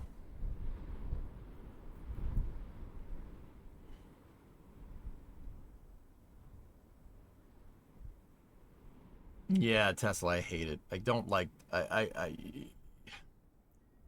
It's not my place to tell you about this stuff, but if it has to do with space, I gotta tell you, and I'm gonna tell you what I think. Like, and I don't mean to. No, it's not. I'm not trying to be a jerk, man. No. Is there a closer historical comparison? This happens to be the news cycle, I guess. I just went on Space News, the website. The first 3 articles are in my face, are all political. Yeah, it's hard to get around it, dude. Like, there's no getting around it. Right now, at least. Gamer Ike, when you start to undervalue, deprioritize engineers and focus on project cost cutting and public image, that's when the path is lost. Ike, exactly. That's exactly what I'm talking about. We talk about SLS budget overruns. You talk about ML mobile launcher overruns. We're talking about all this. It's very clear that NASA cares much more about the budget and not about doing anything about it. That's what I'm getting at. Because at the end of the day, who made these cost projections? How do you know how much it costs? Like, you could get a good idea. I would start with the Apollo program, and I would extrapolate it from there. But it very much seems like people are lowballing the projected cost of stuff on purpose to get stuff, to try in a feeble attempt to get stuff done. But you're basically dooming your project from the start if you lowball the price of your own damn project. Right? Like, you're just setting yourself up for failure at that point. All good. We're all going through this together. I just can't believe countries come to such a conclusion. Well, Kristen, here's the thing. King's asking me, does this remind me of Constellation? There are signs. There are signs, sure. NASA posting about all the progress that they're making constantly, like stacking the SLS boosters. Now that one I don't understand. Why are we stacking boosters for a rocket that's not going to fly for 12 months? It's a little strange, right? They did that with Ares 1X. They got Ares 1X working and launched it in an attempt to get to prevent Constellation from being canceled, right? Like they did it real quick. That's why the tumble motor in the PTI didn't work, because they rushed it. They were trying to show like, hey, we're trying to do. I mean, Constellation was going to have NASA try to go back to iterative testing, which is what Ares 1X is. Think of Ares 1X like Starhopper for the Constellation program. It's basically what it is, right? In work adjacent fields, I see it every day as an engineer. It's tough, but there's hope when refocusing occurs. Stagnant water is when things become frustrating. Yep. Lowballing stuff is just called being an optimistic risk taker, something we reward when it works. Yeah, but it hasn't worked for 15 years. Or Saturn 1, sure. But in many ways, it does feel like Constellation. But, I mean, King... Oh, God, people are not going to want to hear this. I'm sorry, guys. I don't mean to do this. I really don't. I'm just trying to have a conversation about stuff, all right? Please don't bark up my case. I have no axe to grind. It is important for me to stay completely neutral. I feel like I have to say this every stream. Do not get the wrong idea here. I'm just trying to tell people what's going on as best as I can extrapolate.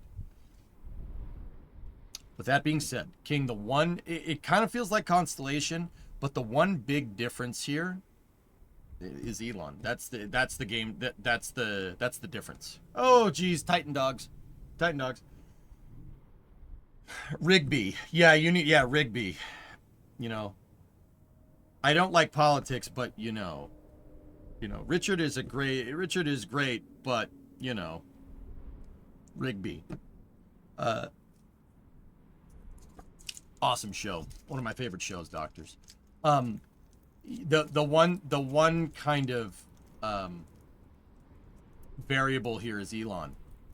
You know, because if the president was going around saying, "Oh, we're gonna fix this, we're gonna fix this, we're gonna fix this," and Elon wasn't in his ear, I'd be like, "Oh crap, oh balls, we are screwed. It's so over." But with Elon there, we could potentially very much be back. You know what I'm saying? Like, that's the one variable. And I don't know. I don't know what's going on. We're not going to know until at least Rook's confirmation hearing. Like, well, that terrifies you. What do you mean? Why would that terrify you? Having Elon there means that somebody who's very intimately familiar with spaceflight is essentially whispering into the president's ear. Now, look, King, and this is what I mean. Like, I get it. People don't like what he's saying. People don't like what the president's saying. Some people really don't like what they're doing. I get it. I get it. It's very uncertain. It's scary. I understand. With that being said, in the context of spaceflight and spaceflight policy, that's not a bad thing, dude. Sorry, it's not. Now, you can't elaborate without ruling. I know what you're going to say based off of what you just said. I get it. I understand, right? Like, yeah, Rarest, I'm trying, man. I'm trying to go through the minefield without pissing anybody off. Like, it's important for me to stay neutral in this. Like, I just have to tell it like it is. Best I could say is a conflict of interest. Yeah, I understand that, but well, first and foremost, dude, I don't think that Elon can whisper in the president's ear, but Elon can't audit NASA. He can't do that. Yeah, because he has like billions of dollars of contracts with NASA.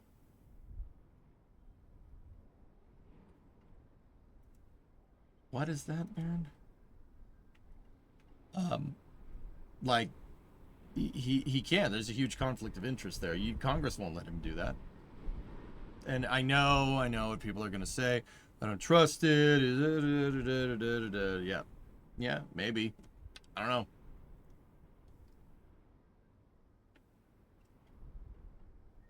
What will you say when he does? I don't know. But guys, let me tell you. I'll say it once, I'll say it again. Gutting NASA is not the solution. That's not a solution. That's not a solution to your problems here. You know, Elon and the president are running on a ticket of fixing everything. We're going to fix this. We're going to fix this. We're going to eliminate waste. We're going to fix things. We're going to fix things. Gutting NASA, canceling these programs, that's not a solution. That's not fixing anything.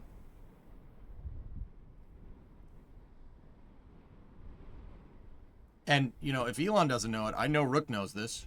He definitely does. He's very well versed in spaceflight history. You just listen to his interviews. He knows what's going on. Like, I have to give at least Rook the benefit of the doubt. I know he knows what's up. You know? So we'll see. About NASA, subsidiary of SpaceX. Yeah, no, like, if that happens, that's not going to be great. Like, does NASA getting rid of slackers equate to gutting NASA? No. Phil, well, okay, let me put it to you like this. If you want to gut NASA and you want to get rid of the people that, you know, are just there to collect a paycheck, the people that don't have the drive, like, that are just there because it's a job, if you want to do that, I don't have a problem with it. Only if you have a plan. Only. Because getting rid of people with no solution and no plan there is just exacerbating the problem, the exact problem with NASA that you were trying to address in the first place. That's all.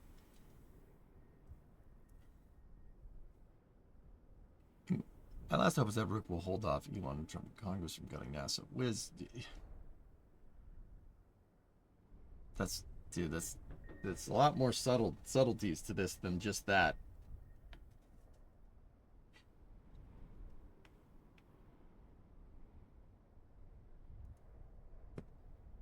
I agree it's not a solution to our problems, it's a solution to theirs. Look what they're doing to every other agency. It's not making things better. It's about making themselves richer, full stop.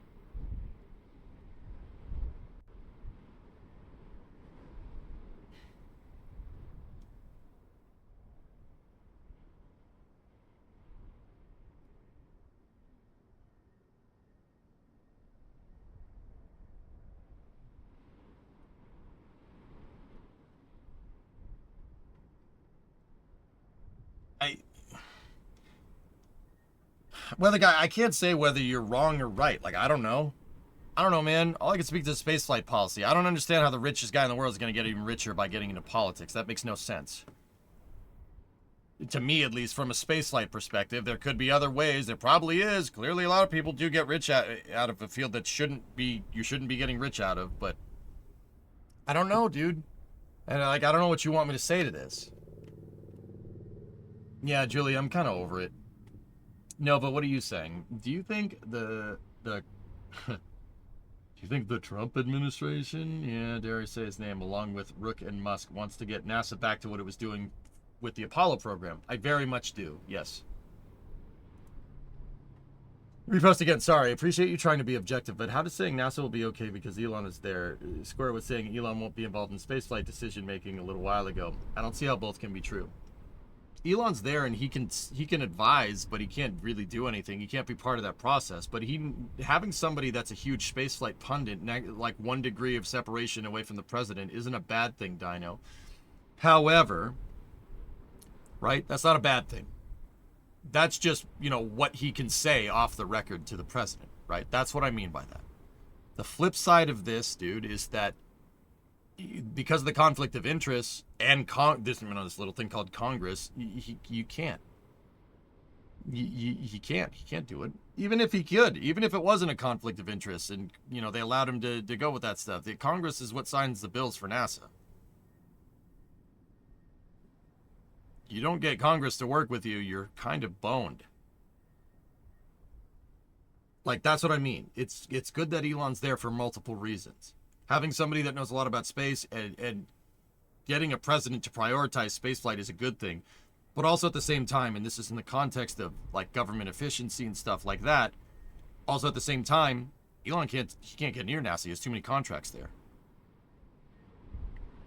Now, whether he does or doesn't do that, I don't know. But I agree with what Nova said. I think because Rook and Elon and everybody else is so dang familiar with spaceflight and they understand it better than most. I think that they're going to try to fix things. And NASA's in a very weird spot right now, guys. But, and you tell me if I'm nuts. The way I'm looking at this, and I try to err on the side of optimism. I know that's hard to do nowadays. That's tough. I get it. Right, the way I look at this, right, is that we're in a very interesting position. The position is like we have good hardware. You saw at the beginning of the space news, I showed you the RS-25s. I showed you the SRBs being stacked. The production chains for SLS are already there. We have good hardware. The procurement for it sucks, right? That's the problem. Procurement and too much middle management, apparently. I mean, but they're all jumping ship anyway, so whatever. You might not have to worry about that. Now, with that all being said, right? With that all being said, you also have SpaceX basically hell-bent on getting to Mars. Okay? So, I could go into detail. I could give you an Alex-style explanation of what's going on here. The long story short, if NASA and the president play their cards right, you could have a nice, healthy, and robust moon program and a nice, healthy, and robust Mars program if you do this correctly. And that's why that is the reason why I say championing SLS and expanding it is a good idea. Let NASA go to the moon. Let NASA learn how to do stuff on the moon. And then use what they learned to put all that tech in a Starship and send it that way. You get two spaceflight architectures going to two different celestial bodies for not for the price of one. Let's say for the price of 1.5. Right? That's what I mean. NASA's in a very unique position where we could really have an Apollo program coexisting with what SpaceX is doing. And look, if an idiot like me can figure this out, there's no way they don't know this. You want an Alex answer? Get KMR to start the timer.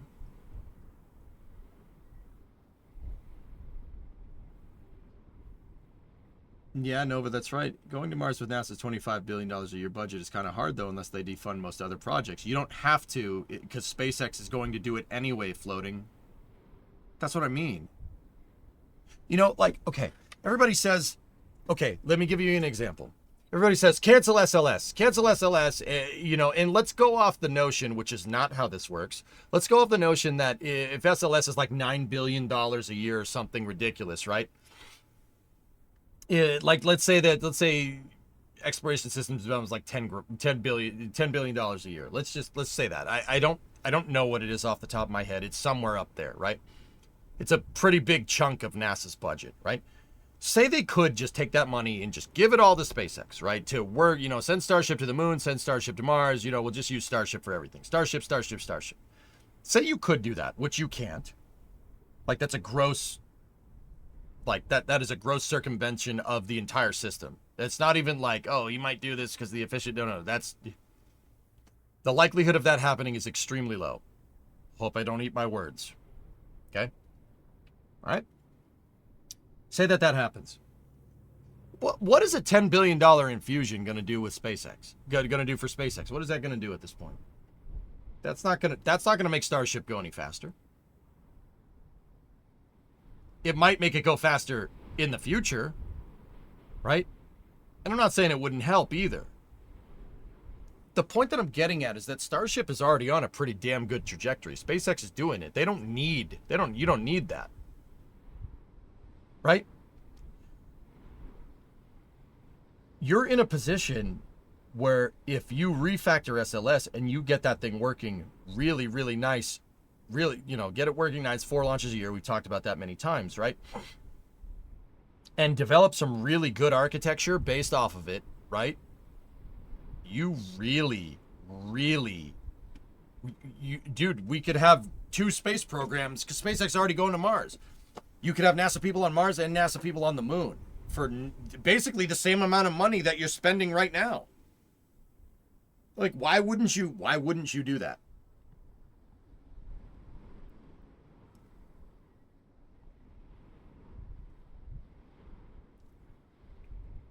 Right?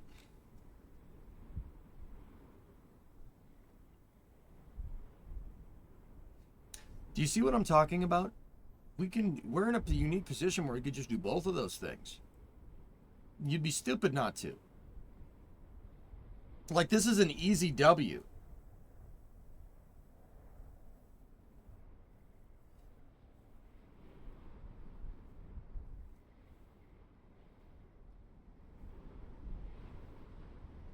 Yeah, exactly, Will. Yeah, do we want to set a precedent where commercial is the norm for space exploration? I don't think that's a good idea, but once again, at least with the way that I said, NASA has some say and some contracts with, going to Mars, right?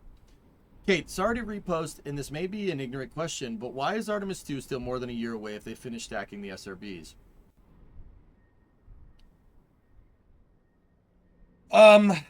Long story short, Orion's heat shield doesn't work right. Yeah, Orion's heat shield didn't work right after Artemis 1 because they redesigned it for Artemis 1 based off of... Kate. Okay.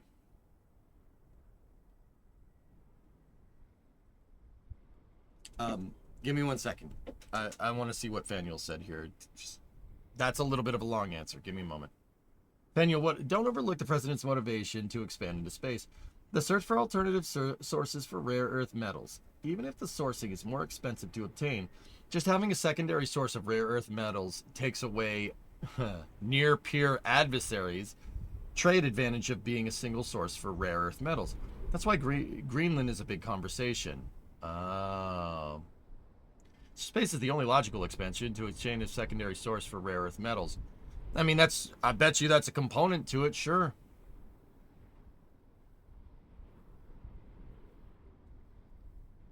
Anyway, I've heard you do the heat shield explanation before with the Apollo redesign manufacturing and such, but my understanding was that they solved for it now.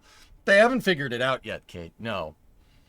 Their solution, the Artemis 2 Orion is going to fly with the exact heat shield that basically delaminated or charred. Charred is the name. Artemis 2 with people on board is going to fly. It's the same design as the one that broke up during Artemis 1. They're going to fly that with people on board on a modified trajectory that they think won't char the heat shield.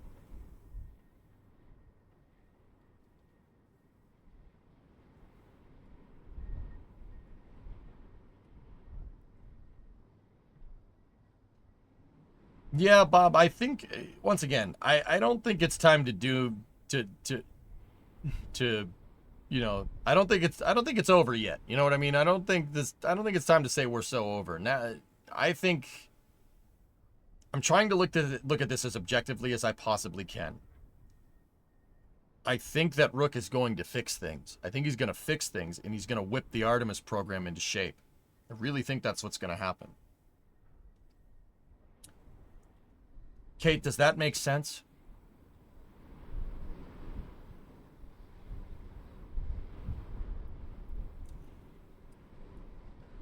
In the conference, they explicitly said the new entry trajectory for Artemis 2 was ready, and they said that the long lead item at this point was life support systems, not the heat shield.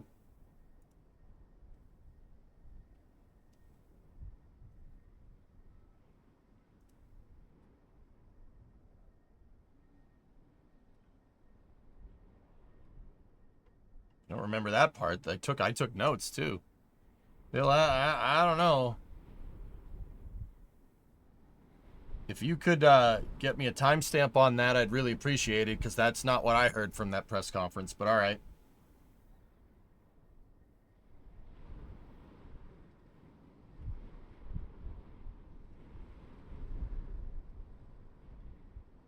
It's just an O-ring. I don't really care. To you? Yeah, Boone. Once again, it sets up a just garbage precedent. I've seen some articles about the Russians creating a plasma engine that could get us to Mars in a third of the time. Do you know if there's any legitimacy to that? Yeah, Boritic. The ideas for, you know, a plasma engine, yeah, we can make them. I can make a turbojet engine out of a turbocharger and a combustor from a propane heater, right? Does that mean I'm going to put it on an airplane and fly it? You know, there's a prototype, there's a theoretical prototype that you can make, and then there's actually putting it on a rocket, which Russia is nowhere near doing. Sorry.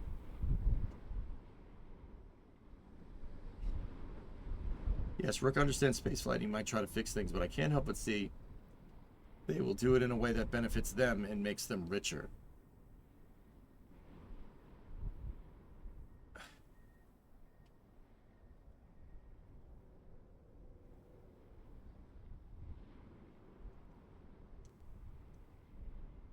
What? Guys, what the kind of news have you been watching? Holy, this is ridiculous. What? Okay, all right. What the hell about spaceflight is profitable? What are you talking? Like, SpaceX has Starlink. That's right. How are you gonna get? What are you gonna get more rich off of Starlink? Where are people pulling this out of? That might be a thing with other political stuff, but I don't know shit about that, dude. I don't know. With spaceflight, though, no, that's not how that works at all. What are you talking about? Why do people keep saying that? Oh, it's just gonna make them rich. Dude, you don't get into spaceflight to get rich. All right, you don't do that. Like.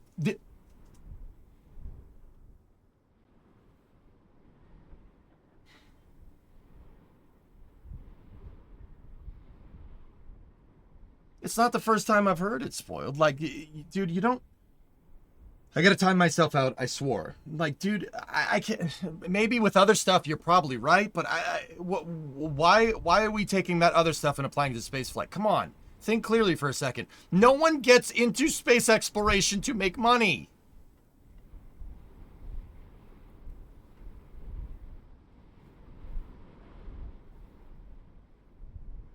I gotta time myself out.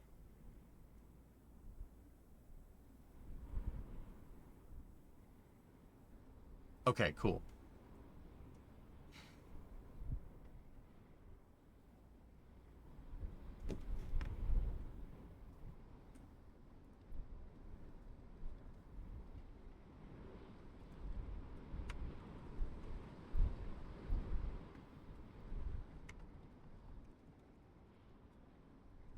Give me 1 second, dudes.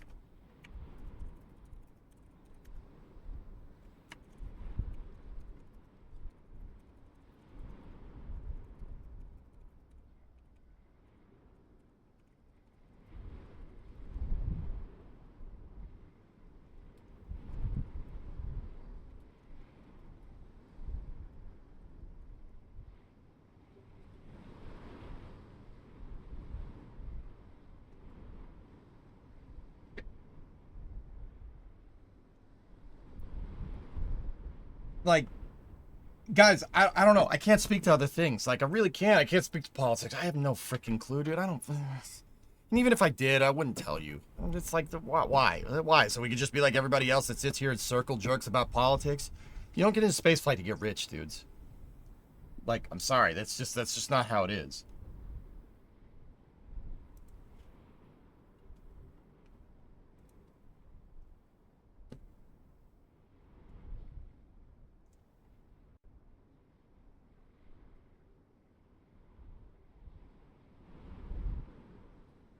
Fine. It's fine. Anyway, sorry. Like, it's just, guys, like, look. You're putting me in a really, really difficult spot. Like, I think we're done talking about this for a little while, okay? At least until Rick's confirmation, all right? Blood for the blood god. 1,000 bits. Thanks, man. I tell you what, I'm more excited for the advancement of space travel in the next decade than I was when The Undertaker threw mankind off the steel cage and King of the Ring. Nice, dude. Nice.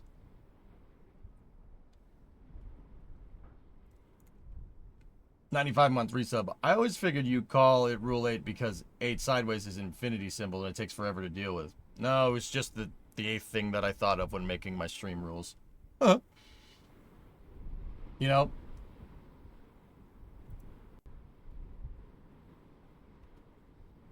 Finish talking about it until Friday.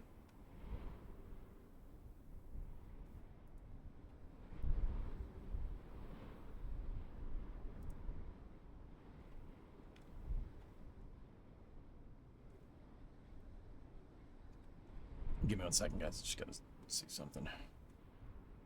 All right, cool. Anyway, sorry. I'm trying to stay right in my lane with spaceflight. Like it's gotten tough. I don't know, but anyway.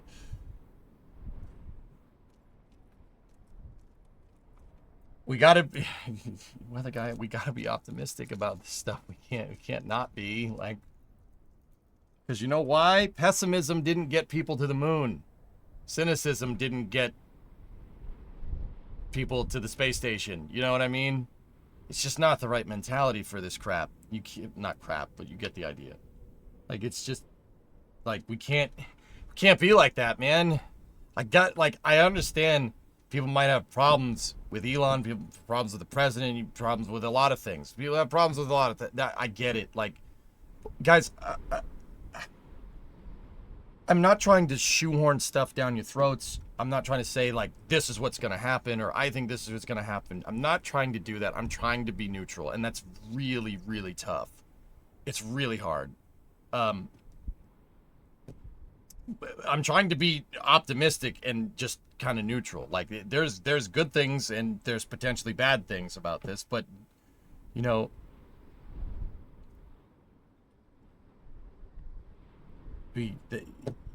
I'm trying to focus on potential good, all right? And some people confuse that with endorsement. You know what I mean? That's not the same, dude.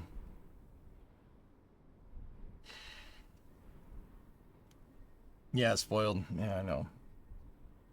What would you like to wrench on an RS-25 with? Snap-on or Matco? Nice subject change. Snap-on's fine. Do you like the RS-25D? Shuttle motors? Yeah, absolutely. I don't think we take that as an endorsement. Well, people put me in a really hard spot, dude. Because if you say stuff, you know, in Erudite, I don't mean to go barking up your tree. If you say stuff like they're only doing it to get richer, they only do it to get richer, that's just you regurgitating what somebody said on X. I know it is. All right? I know it is because I see those same damn threads. And I'm not trying to call people out about this stuff. Right? And nor can I say, like, if that might be the case with other things, I don't know. What I do know is with spaceflight policy, that's not what's going on here. It's not. It's just not. Like, and then I feel like a dick because I have to sit there and it feels like I'm running cover for the president. You know, like, that's what I mean about getting put in a real crappy spot. You know? Like, what am I supposed to do? We know you voted for Kanye West. Oh, crap. How'd you know? Dude, no way. I'll pencil in Mickey Mouse before I vote for that guy. Holy crap. You know, like, I'm just trying to be honest with you, and I'm not trying to piss anybody off. Like, please, you gotta believe me. Like, you gotta believe me, dudes. I'm trying to be optimistic. I'm trying to make your day better, I guess, but this is clearly not working, so. Bro, I don't know why what people worry about. We think, well, just be honest and be yourself. Somebody wants to make poor political ideas. Well, DNA, it's not that I... Well, first of all, I'm a streamer. That is inevitably part of my job. Second of all, The people I'm having these conversations with are friends. They're not just viewers. They're people that I know. I know these people. Some of these people have watched the stream for years. Tranquility Base here. The Eagle has landed. Appreciate the hard work. Keep doing what you're doing, boss. Also, hi, Chet. He does like fish sticks, Golden Goose. Yep. Thanks, Dino. Like, once again, you have my word that I'm never, and once again, I have to say this every damn stream nowadays, but you have my word that I'm never going to try to shoehorn some agenda down your throat. Like, the only thing that I want is more rockets. That's it. That's it. And I will try to optimistically think about the best way to do that and report the news as such. Right? That's it. I swear.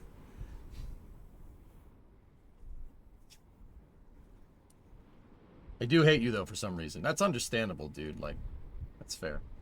And race cars. Yep, yep.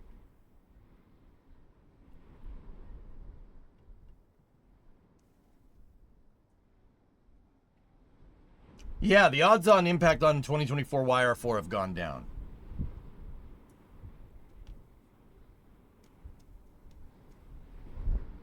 If you do more rockets and race cars, I'll vote for you. Yeah. Best way to do that under current conditions. I love Lamp. Dude, me too. Roasting, apologies if I pissed you off or being annoying. I should be less emotional. Erudite, it's fine. And I didn't mean to single you out. I saw a lot of people saying that in chat. Like, look, man, don't put me in a position where I have to run cover for the last president or the current president or Elon. Don't put me in that position, man. That's all I'm asking. I get it. I'm putting my opinions out on the internet. I get it. I'm asking you guys as friends, not as just the guy that you watch for entertainment, okay? Don't make me do that. Please don't. Because, look, the truth matters, man. That matters a lot to me. And, well, a lot of politics, like, is abstracted to me, right? Spaceflight policy is not. I know a lot about that.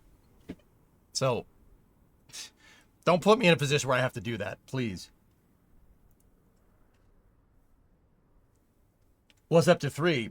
It's still at 3? I thought it went down.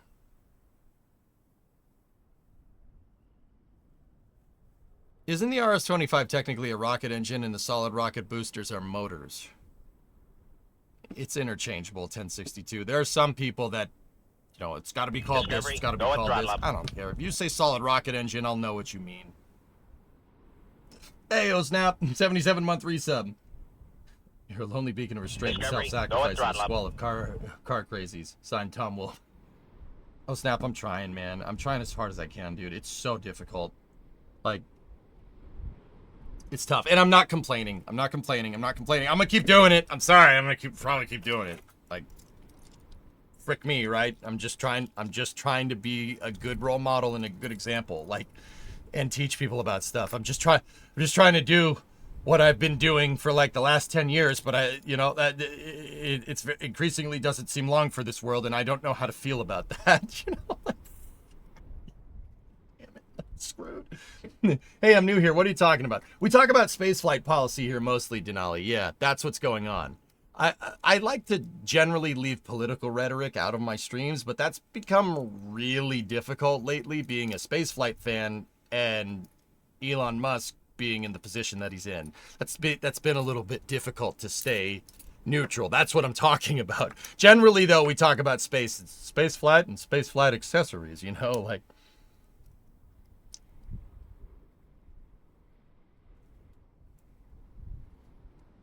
Yeah, anyway.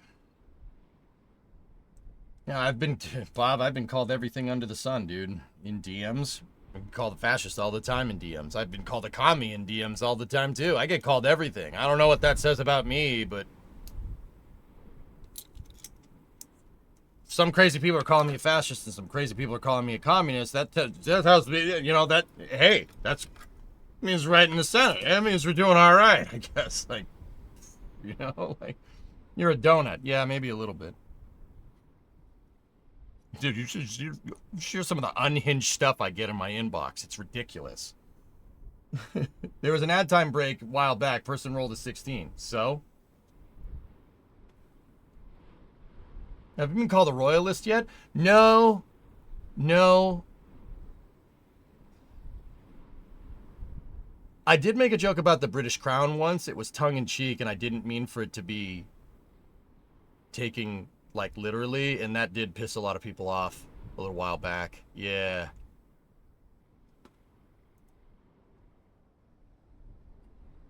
But yeah, I don't know.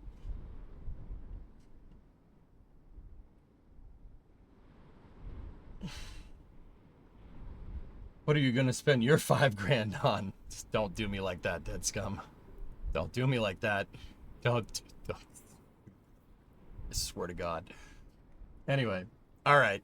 If we want to roll for ad time was rolled D16. What do we got? Oh! If I pick your brain off stream with car questions about an accurate TL, does that put me in the bad column? Don't know what you think about Hondas. I don't mind Hondas at all. Dude, I love my American cars. That doesn't mean I hate everything else. I owned 2 Hondas once upon a time.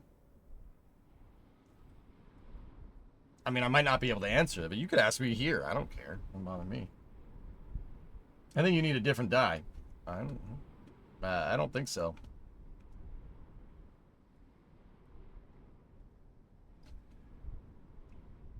Yeah, what does that do during the Stationeer stream? That was interesting.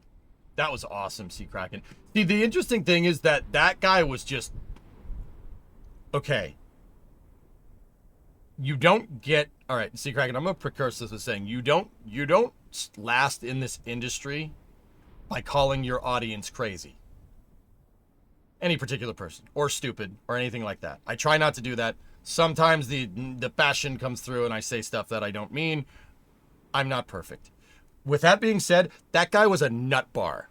And that guy was so ridiculously crazy, I thought it was hilarious. Like, I don't know what that says about me as a person. That was the funniest thing I've seen. I was like, oh my God. Yeah, I was like, I'm like, dude, I'm just trying to play a video game. Leave me alone. Oh, man. Some guy tried to go off about, you know, how he knew more physics than NASA or something while I was playing Stationeers, and said because his point was because he knew more about physics than NASA does. That was his conclusion for like justifying that space doesn't exist. Guys, it was true schizophrenic stuff. Like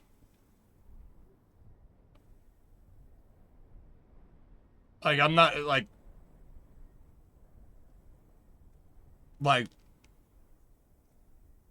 dude, it like I wasn't even like mad. This guy was just, dude, like 1,000 words per minute, just paragraph after paragraph after paragraph. Like I thought it was a bot just putting in stuff. Like I was confused for a second, but you know, like I could have conversations with the dude, right? And dude, I'm like, I wasn't even mad. Like, you know, sometimes when people say, oh, we didn't land on the moon, it's like, it's annoying, right? Like, this guy was like, I was just like, I don't know. Oh, please tell me more. This is great. You know? We get quite a few people like that interested in meteorology. Yeah, exactly. It's the same guys who say they invented a car that runs on water and made a perpetual motion device. Dude, Mason, I don't know if you were there for that stream, bro. That dude. Crazy. Like, crazy. There is a crazy guy in town that I grew up with who legally changed his name to Archimedes Plutonium. He was a quack that tried to prove the solar system is a giant plutonium atom.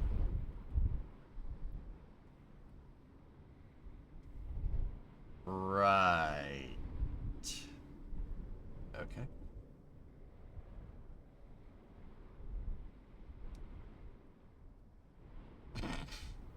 Okay.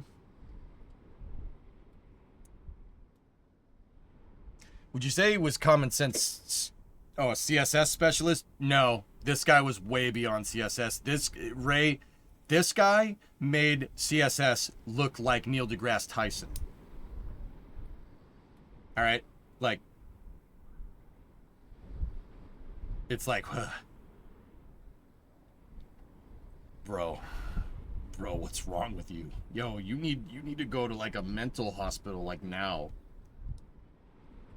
Remember the Mars contamination guy? That's what I'm talking about. That's the guy. Or was it a different guy? I don't know. There's a lot. Anyway, moving on. Consider me Miles Davis. Yeah, Snake. Yeah, Snake. I remember that. It was a different guy. Thought I had a clip of dude. Like I said, this wasn't like standard, like normie, like. I don't know about that whole space thing. This guy was like textbook schizoid. It was unreal. Anyway, all right. I'll finish up with the rest of the space news here. There's a. Sounds like you need to write a book about streaming. Dude, I have so many stories. You guys have no clue.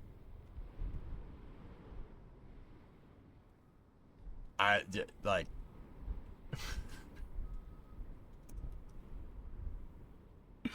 You have no idea, dude.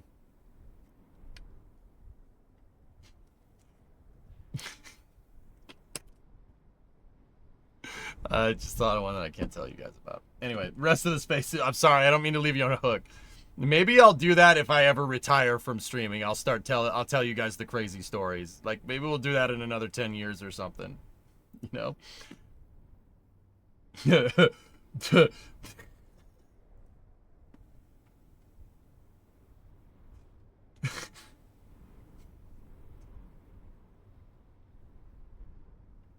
I can't. No, I'm not going. I'm not going. It's not right. It's not right. Oh boy. Retire in 10 years. You'll be what? 35? Steve Ree, how old do you think I am?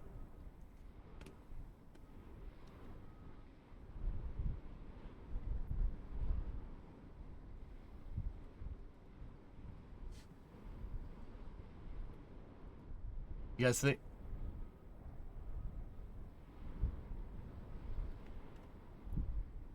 25? 25? You think I'm 25? Really? No. No. 69. Yeah. Yeah. Right.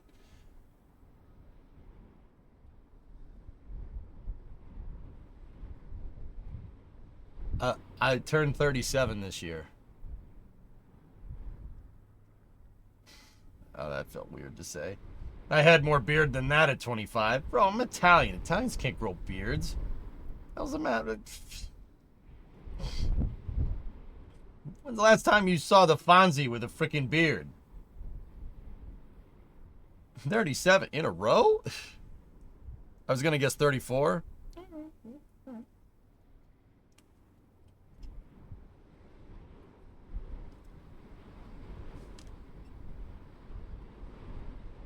Isn't he Jewish though? Yeah, that's a good point. James Gandolfini. You never saw Tony Soprano with a mustache, all right? There you go. Boom.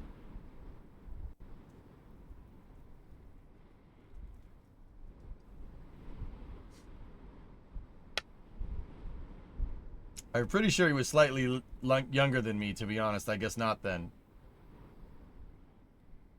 I mean, thanks for the compliment, I guess. Carmela, will you please shut the door? Bob, is it bad if sometimes you know, like if it sometimes I sleep in, like Bree has to get up to do coding stuff early in the morning, right? For software things, and you know, she opens the door and you know, I'm like half asleep. I'm like, hey, Brimo, will you please shut the door? She finds it funny and shuts the door because we watch Sopranos together, so.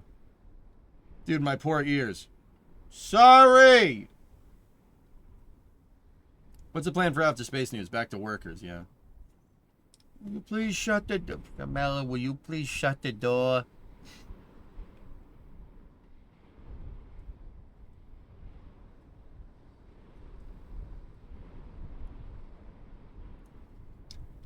All right. We need an eventual YouTube member stream revealing these. I'll tell this crazy streaming stories when I retire. When's that happening? Not anytime soon. Okay? Anyway, let's finish this up. House Science Committee. The House Science Committee is having a SSD Space and Aeronautics Subcommittee hearing. Step by step, the Artemis program and NASA's path to human exploration of the moon, Mars, and beyond. It's happening on the 26th, so it's a week from today at 10 a.m. Yes, I'm going to be here. Yes, I'm going to watch it.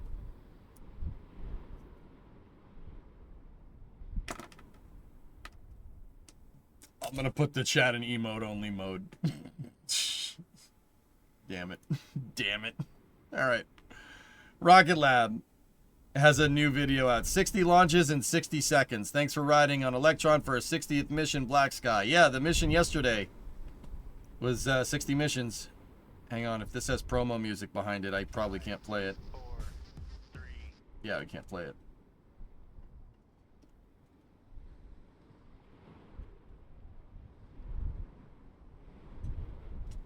Every Electron launch. 60 flights is no joke for a launch vehicle, guys. We're spoiled by Falcon 9, but 60 flights is no joke. When did Rocket Lab first start flying? When was their first flight? 2018? Something like that? 2019? Somewhere in there? What are your thoughts about Neutron? Neutron's going to be great, Ike. The real challenge will be finding a market, but Rocket Lab clearly has a market for their rocket launches because they've launched 60 times.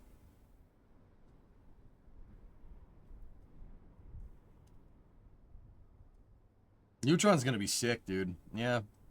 If anybody can actually do partial reuse aside from SpaceX and do it right, I believe it's Rocket Lab. Do you know why? You know how you really get good at like doing rockets? Launching them. Launching them. That's how you get good at that. I don't know what would be crazier, your streamer stories or your sister's stories from her time in the DMV as a behind-the-wheel tester. Oh.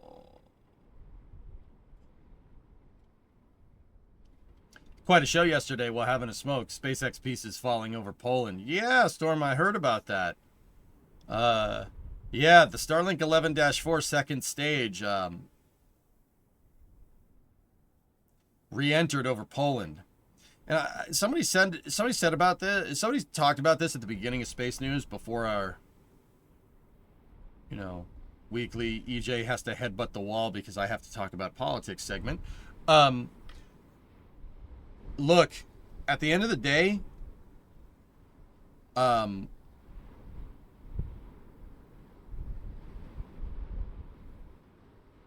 it's not okay. It's not okay. Falcon 9 second stages haven't been completing their deorbit burns, and that's causing them to come down uncontrolled in areas that are populated.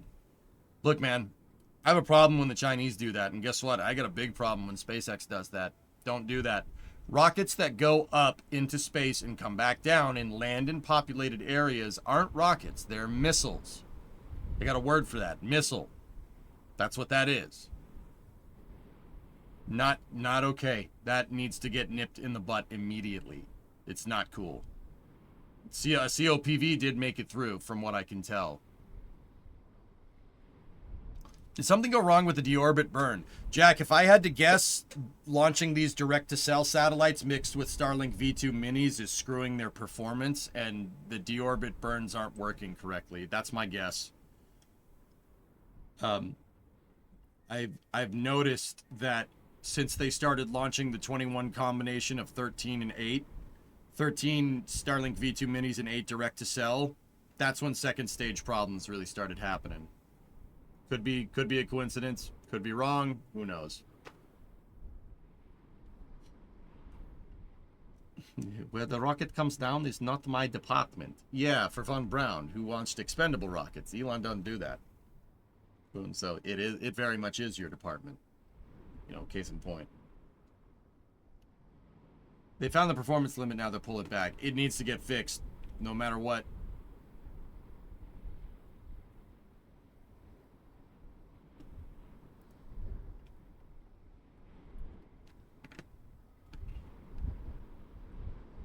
SpaceX achieved the impossible at landing 2 rockets in 2 different countries last night. Yep. Yep. They did. That while Rocket Lab was launching their mission, SpaceX launched their Falcon 9. Falcon 9 and the first stage, I think it was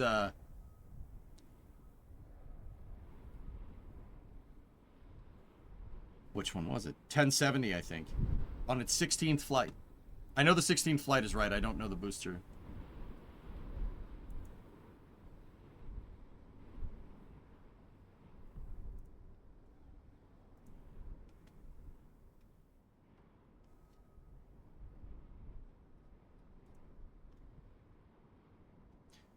$1080. There you go. Cool, cool. Yeah, isn't 1070 is a Falcon Heavy core? Technically, they did it twice in one day. U.S. Bahamas and U.S. Poland, Kappa. Ooh, spicy. It's possible some stage 2s they produce have slight issues and defects as they get, and then get assigned to Starlink. I don't know how good that theory is. No. If a stage is defective, Erudite, you don't just be like, oh, we'll put this on a lower priority mission. If SpaceX operated that way, they would have gotten somebody killed a long time ago.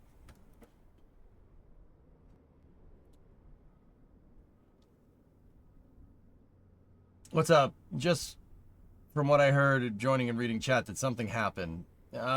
Sewer Rat, no, I'm not getting hung up on it again, chat. I'm just telling Sewer Rat, and then we're going on to the next subject.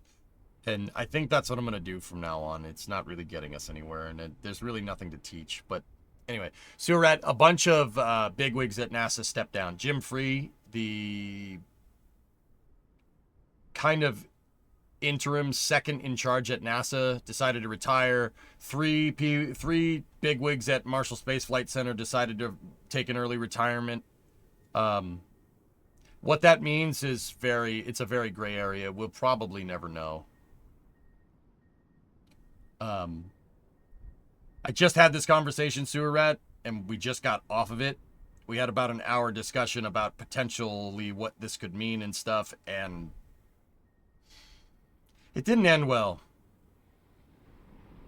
I didn't like the direction that the stream took, so I'm changing the subject again, but that's what's going on. Anyway, this is coming from Jeff Faust.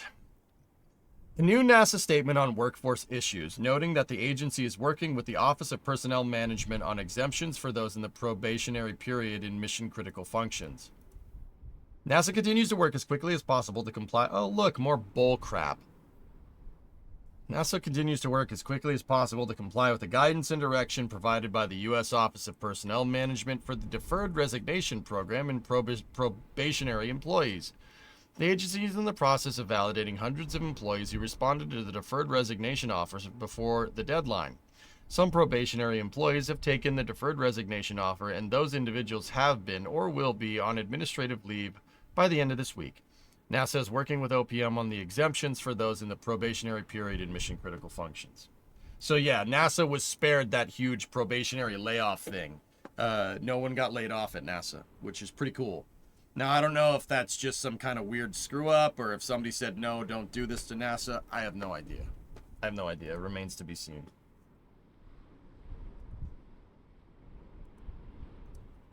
Like I said, we're just in a holding pattern here, guys, and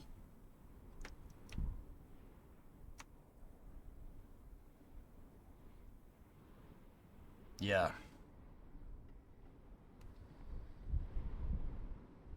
We'll see.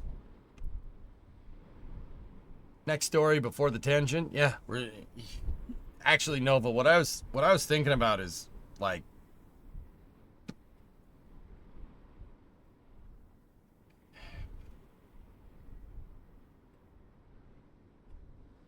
it's not a bad idea.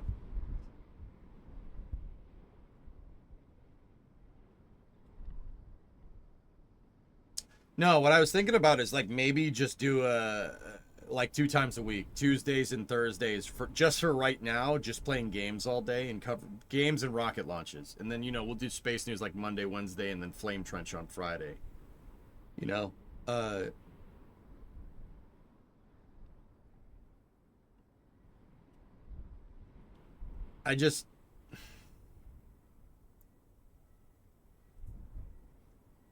I think we'll just do that until like Rook's confirmation, guys, because there's really nothing to go off of. Like I said, we're in a holding pattern. I've been struggling to fill space news with poignant, like with discussions that the conversations that are cool stuff to have conversations about. It's just not a lot right now. To be clear, I was asking about Poland because someone put that SpaceX landed in the Bahamas in Poland and wondered if they missed. Oh, okay, Surat. Sorry. Good. Has Astra talked more about the supposed reflight due to new funding? No, we've not heard anything. Like, you are in a CRJ in a holding pattern, are you? No, I'd rather be in a holding pattern than land it.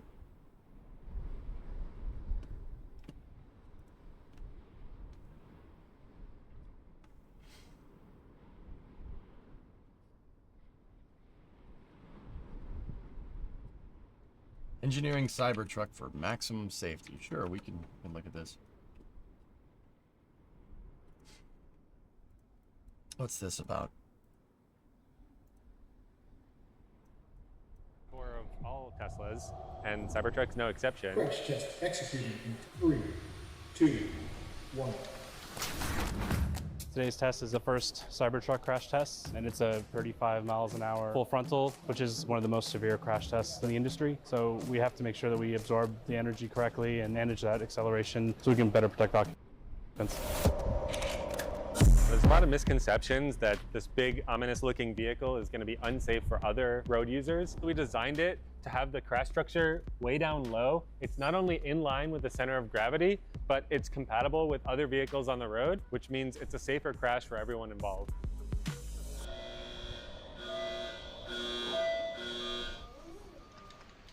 Oh! All right. After the crash, we're going back, really making sure that our models match up with exactly the positioning of everything. And then with our simulations, we can see how the airbags are deploying, how the occupant is then interacting with these airbags. We get that progressive crush, the motion of the tow hook first, and then the bumper as it crushes. And then the next thing we have is the casting. The large casting in Cybertruck is performing in a different manner compared to your typical stamped steel structures. Typically, it'll bend into a 3-point bend and absorb energy, whereas with a casting, it's going to break off into very tiny, small pieces. And the smaller the pieces that it breaks up into, the more efficient your structure is. Yeah, so check this out. So cars, if you really want, if you want to know, so cars have crumple zones. These crumple zones are a way in physics of dissipating kinetic energy. So cars, a lot of momentum. It's going to hit something. You hit something, you have a lot of kinetic energy. Do you see how, the Cybertruck is, the frame is like those boxes, right? And you see how as you get further and further, like when a box starts to get crumpled, it just shatters to pieces. Every one of those shatters is dissipating a little bit of the car's kinetic energy. All right. The car hits something, and the way that the casting crushes, right, dissipates all of the energy. Now, why is that important? Well, obviously, if the car doesn't dissipate the energy, your head hitting the dashboard will. So it's better to have a crumpled zone than a crumpled skull, because that's how it used to work. You got into a head-on collision with an old car, and I'm saying this as a fan of old cars. You get into a head-on collision with an old car, you're going to get shish kebabbed by the steering wheel. Yeah. That's not good. So crumple zones are actually amazing. This is really cool because it dissipates all the energy. And the way they engineered this casting, that's what the dude was just saying. The way they engineered this casting is designed to dissipate the kinetic energy that a Cybertruck, which is heavy, really freaking heavy, right? It's designed to dissipate the energy in a way that doesn't kill the people that it's hitting and also doesn't kill the people in the Cybertruck.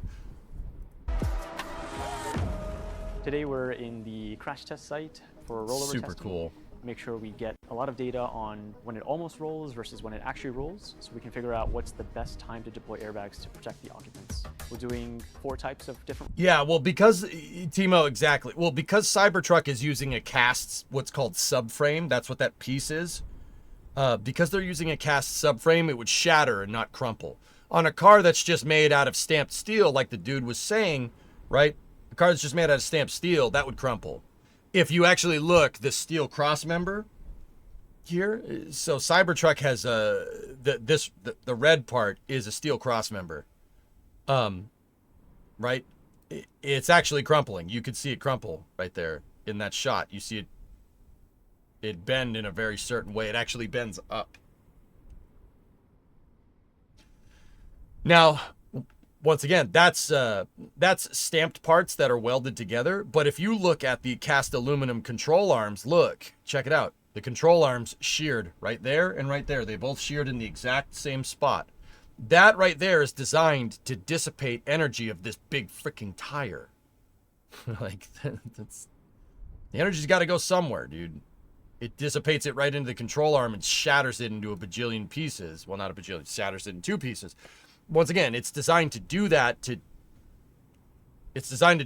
take some of that force away. All the force that gets put into these parts and breaks these parts is just less force that the humans that are on board have to endure. And don't get me wrong, it's not just Cybertruck that does this. Every car has to have crumple zones. It's by law. That's part of the reason why a lot of cars nowadays look the exact same shape, because there's convergent design with, you know, safest crumple zones and stuff. I mean, but yeah, whatever. I have stuff to say about that as a car fan. I like cars, not lifted cars that kind of are being good at are good at kind of being an SUV and kind of good at being a car and really not good at anything. Yeah, I don't like those. Those aren't a fan. I'd rather drive a minivan. And I don't like minivans. Whereas with a casting, it's going to break off into very tiny, small pieces. And the smaller the pieces that it breaks up see them into, shatter, more efficient shatter. You see it shatter? That's super cool, man. Today we're in the crash test site for rollover testing. Make sure we get a lot of data on when it almost rolls versus when it actually rolls.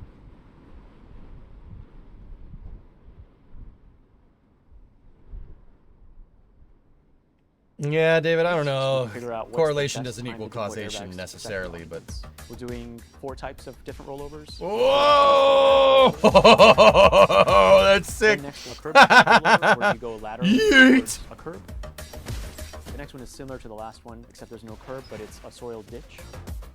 Finally, last one is big ramp ditch, where you drive down at different speeds. We test until failure, and we'll keep increasing the speed until we get a rollover.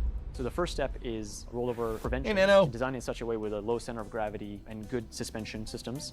The second step is rollover protection, where the airbags and the structure of the truck come in. So if the truck were to roll over, you want to make sure that the cabin is protected and it can hold up its own weight, plus additional weight as well to protect the occupants in that case. What this testing shows is that the overall design of Cybertruck is very robust. I've been impressed with the way the Cybertruck maintained its structural integrity during multiple different types of rollovers. A typical gas pickup truck is carrying the weight in its body and its gas tank, which are both mounted pretty high in the vehicle. Majority of that mass is in the battery pack, which is down all the way on the floor. It's actually the floor of the vehicle.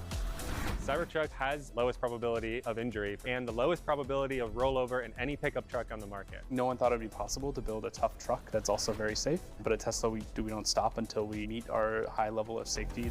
Cybertruck That rollover just crushed 5K worth of cameras. I want to go look at it again.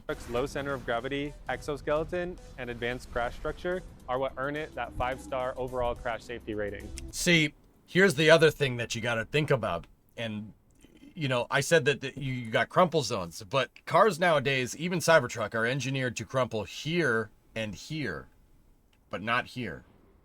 You have to find a way to dissipate as much energy as you can, and then any energy that doesn't get dissipated from the front shattering into a bajillion pieces has to move through the truck to the back and bend parts over here. Now, interesting thing here, if you look at the crash test, right? They showed it here, and like when they show it, right? Now check this out. Look. So obviously you got your crash test, right? You know, It looks like the airbag breaks the windshield when it deploys, but... So look. See the checkerboard markers? Look. See them there? They're looking for deformation over the back end of the vehicle. See what I mean? The reason why they're doing that is because they're looking for exactly what I just said. They're looking for how much energy gets dissipated to the back. You'll know that energy gets put back here. The kinetic energy gets transmitted through and bends something back here by how much these things move around. Now, if you watch when the Cybertruck hits, watch what happened to all these dots. See, did you see it? It was kind of comes at you fast. Watch the back panels of Cybertruck when it hits something. See him move? Did you see it? That's what it's doing. That's exactly what it's doing. All that, it's taking all that energy and transmitting it through the truck. The load pathways for the kinetic energy go around the people inside of the truck and break the back of the truck instead. It's really freaking cool. Don't get me wrong. Every truck, every car, every vehicle is engineered like that nowadays, which is pretty sweet. I think that's super cool. Like, if you don't know me, right? Like, I say like, oh, I love old cars. Old cars are better. They were all that back in my day. They were well, but crumple zones are sweet. That's really interesting engineering. That's really cool. And yeah, if I'm remembering right, somebody already said it in chat, but Volvo was the first ones to figure this out. A Swedish company. Exactly, Ike. Yep. Also, I can't help but notice that the passenger side airbag shatters the windshield. But I don't think that's really that big of a deal because I'd rather have the person not shattered and the windshield shattered. Yeah, seatbelt. That's right, Nano. Mm-hmm.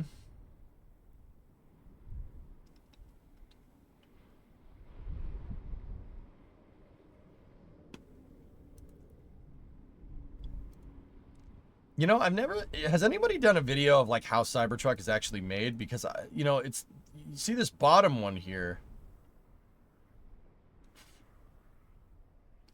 And it looks like they have you have an aluminum casting as your motor mount, and then a stamped steel and welded frame for your suspension mounts. Am I looking at this right?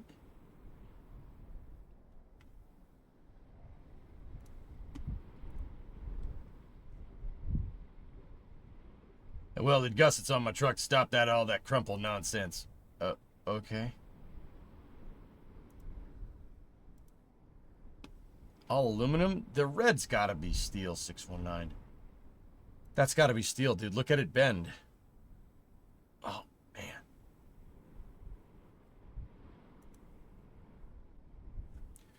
The passenger airbag thing is why a lot of modern vehicles detect if a passenger is present. If there's no passenger, it disables the airbag to prevent withheld damage. Yeah.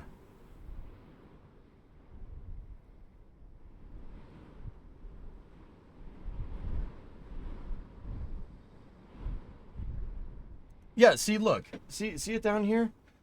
This thing. Over here. There's no... that looks like steel to me. This is aluminum. See the difference? I mean, don't get me wrong. This is painted.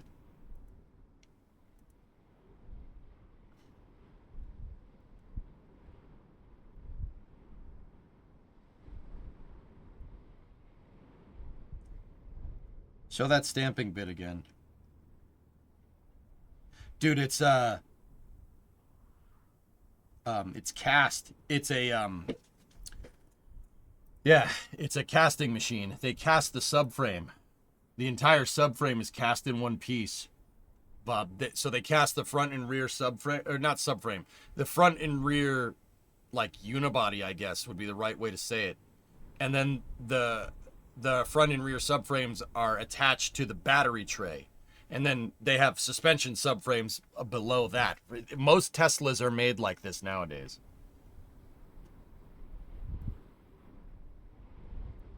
It's made in this badass freaking casting press. Look at that thing. Yeah, that's super freaking cool. That is a big casting for a car. The battery tray is structural as well. Yeah, so it's kind of like a body-on chassis car. but it's not, but it kind of is.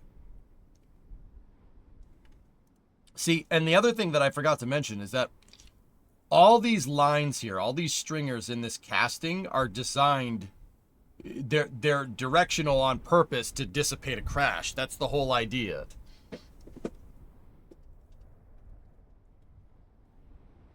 That's a big boy casting, dude.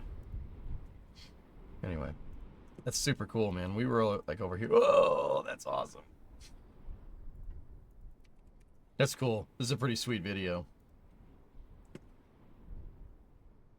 Oh yeah, the cameras. That's what I wanted to see.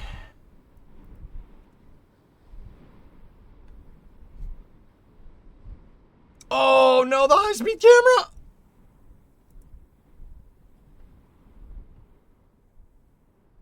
Have you seen any Monroe teardowns? No, I haven't, CW. Oh no.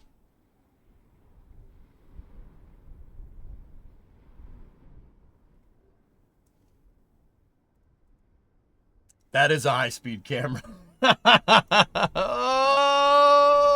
Oh, you're dead.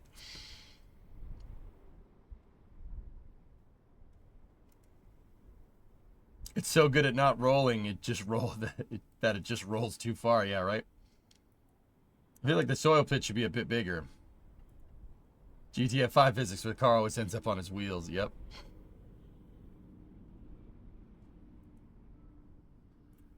I'll say that driving a Tesla is not like anything else that you've driven before. Yeah, it's pretty cool.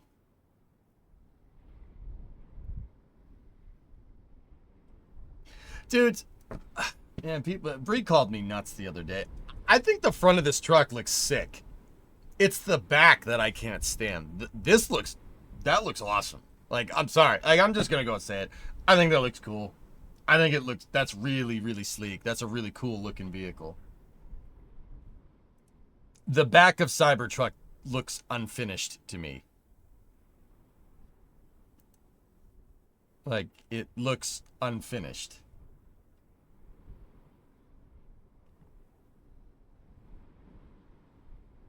The front is a kid killer like a lot of trucks.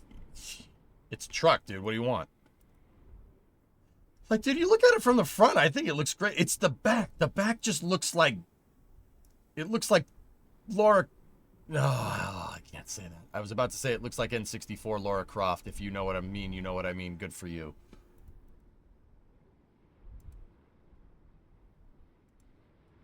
Like... This just looks unfinished to me. Like, it needs another line back there. Like... It needs a spoiler and a deuce turret. Yeah, see, like, this just...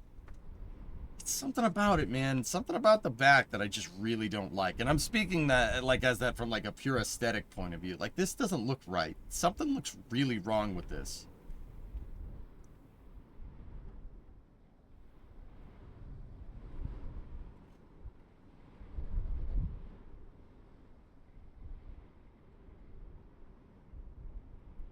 Yeah, but dude, from the front, that looks awesome. Like, I'm sorry, like, I'm just gonna say it. That looks really cool. I like that.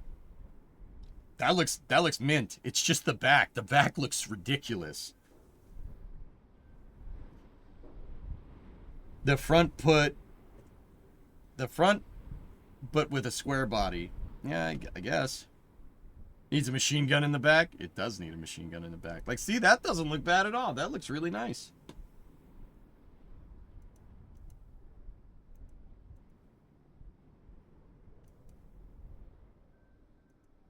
It's just something about the back just looks bizarre to me. Like, this edge right here needs to be straight and then just cut like a pickup truck. Like, it's this thing going all the way back that just looks weird. Pontiac Aztec, they gave up after the first half. They definitely did. But you know what? You know what's crazy about the Aztec? You know what's crazy about the Pontiac Aztec? It's a crossover SUV. It was one of the few times where GM actually predicted an automotive trend correctly. Actually, let's say one of the few times in the last 30 years. They predicted an automotive trend correctly. GM predicted the crossover SUV. which is one of the most popular vehicles around, like popular styles of vehicle, at least in the US nowadays, right? Right? That's what they did. They did it 10 years too early, though. They were right in making a crossover SUV. They were wrong releasing the said crossover SUV in 2005. Maybe release it in 2014 instead. But Pontiac wasn't a thing by then, so whatever.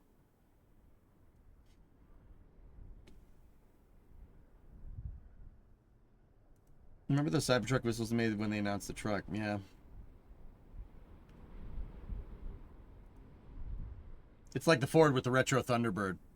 Yeah, SVO. Yeah, great. Great example, dude. Same thing. Nope, still ugly in 2015. Hey, I said they predicted crossover SUVs. I never said the Aztec was a nice looking car, okay? I call BS on crossovers being popular. I'd call that they're the most purchased because they're the only things available.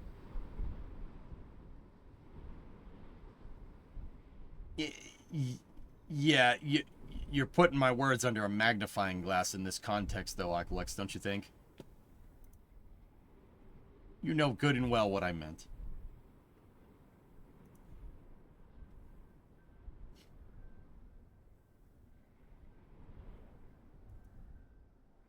Come on now, show it getting stuck in the snow. You don't want to show... You'd rather see a Cybertruck intact getting stuck in the snow other than one getting crushed? Alright. Weird request, but alright.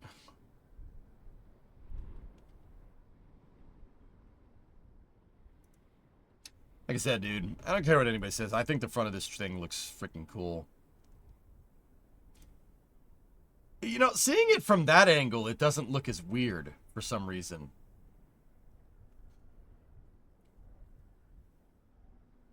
Anything will get stuck in the snow, Graham, if you bottom it out. By the way, what's that? Save RGV versus SpaceX lawsuit about the water suppression system. Check the last update.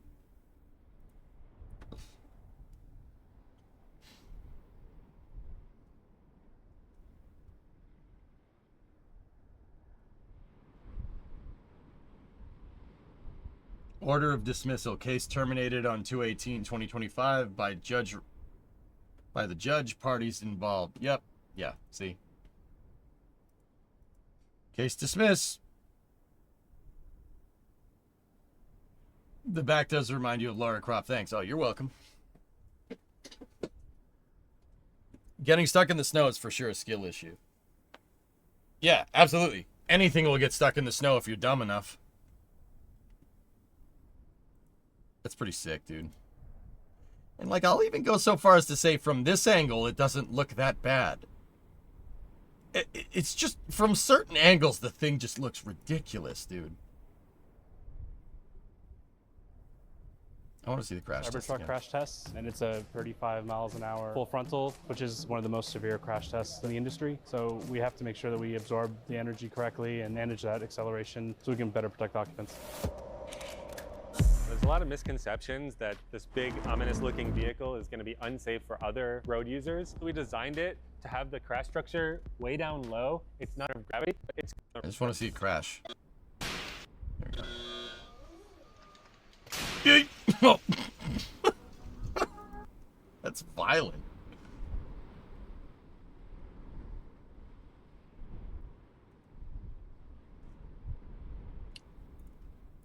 This video is good. What is this?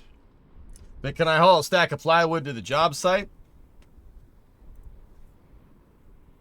No, Falcon. No, you can't. And in that regard, I think Cybertruck is more of a utility, a sport utility vehicle. It is an SUV in the purest sense of the term. If you think of Cybertruck more like a Bronco or an old like Bronco or an old Chevy Blazer, it makes a lot more sense. It is a sport utility vehicle in the purest sense of that term. And yet people drive it around in the city. Dude, they're all over Boston. Not even kidding. They're everywhere. They're everywhere. What's this video? We're going to try out, just for demonstration purposes, I'm going to show you how easy it is. And Shouldn't try. I'm going to show you how easy it is. Demonstration, do not attempt. It's a short bed half ton. Same thing as a short bed half ton Chevy or Ford. But it's a short bed half ton F250. Try this at home. I would say this is not analogous to a 150, Bill. It's more analogous to a Super Duty, an F250 Super Duty. 6-lug rims, dude. Gives you a good idea of how precisely the vehicle will control the speed on the way up this hill. And obviously I'm not putting any input in, so it's doing it all on its own. And it'll keep it nice and smooth all the way up to the top.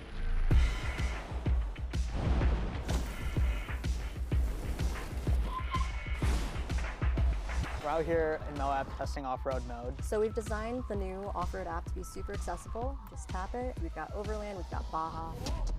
In overland mode, we try to efficiently get the power down on the ground.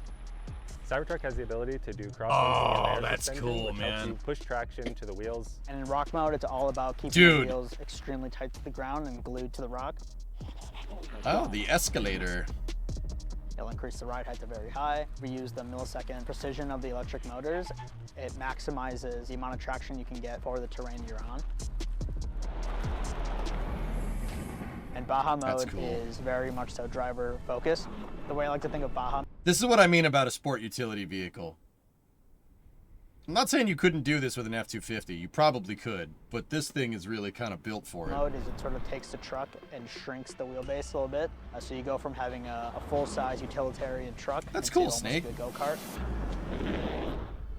We've got control of your handling balance. Yeah, Warlock, right?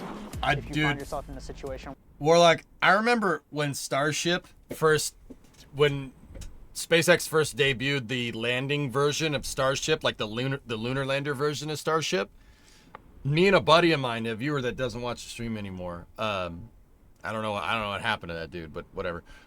Me and a buddy of mine measured the elevator. So the elevator kind of folds out on Starship and then it goes down, right? The elevator's the same size as a Cybertruck. It's that big on the cargo lunar lander variant of Starship. Where you're looking for a little more stability, you can push that handling balance forward. So, I'm just saying it might not be a coincidence. Have a little bit more fun, loosen it up, you can move it rearwards, and you'll have a nice drifting experience. That's pretty cool, dude. We've also got quick access to Wade mode. It'll raise your ride height, Wade? pressurize your battery pack. The bottom floor of the truck is all battery pack. Tesla has an extreme focus on safety, so we pressurize the battery pack to keep the water out. No other vehicle can do this.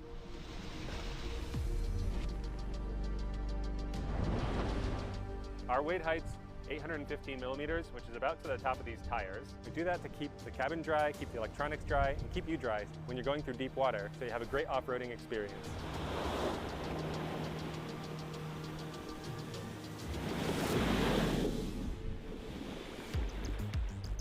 Trail Assist is Cybertruck's off-road cruise control.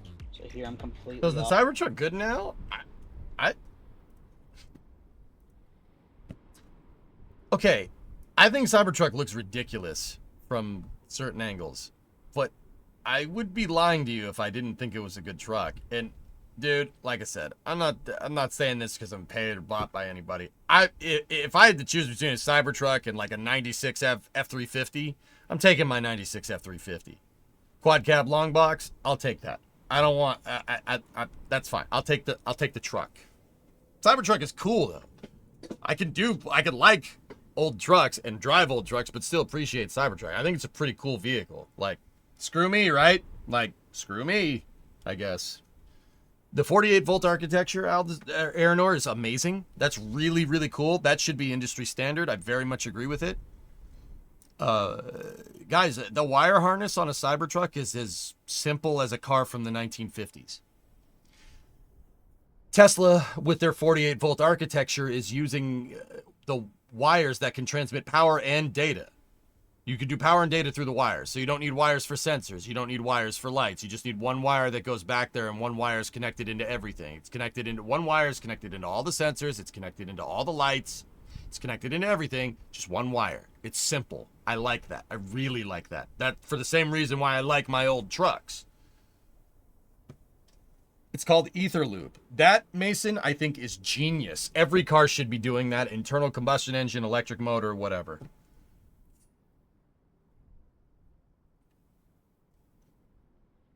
You know, so certain aspects, technical aspects are cool and great, but everything else sucks. I don't think it sucks, dude. I don't think it sucks. I think it's a cool truck. It just, for me, so Surat, I can only speak to personal experience. Like, objectively, it seems like a very capable vehicle. And it's bulletproof, which is pretty cool. I saw a dude unload a Tommy gun at the side of this thing, at the door. Now, the glass is another story. Like, I saw a guy unload a Tommy gun at the door, and the 45 ACP was bouncing off the side, which is okay. That's pretty cool. I think that's neat. My really only gripe with Cybertruck is that this looks really weird to me. I hate the back. I can't stand it. I don't know what it is. Something about the proportions of the back of it just looks weird.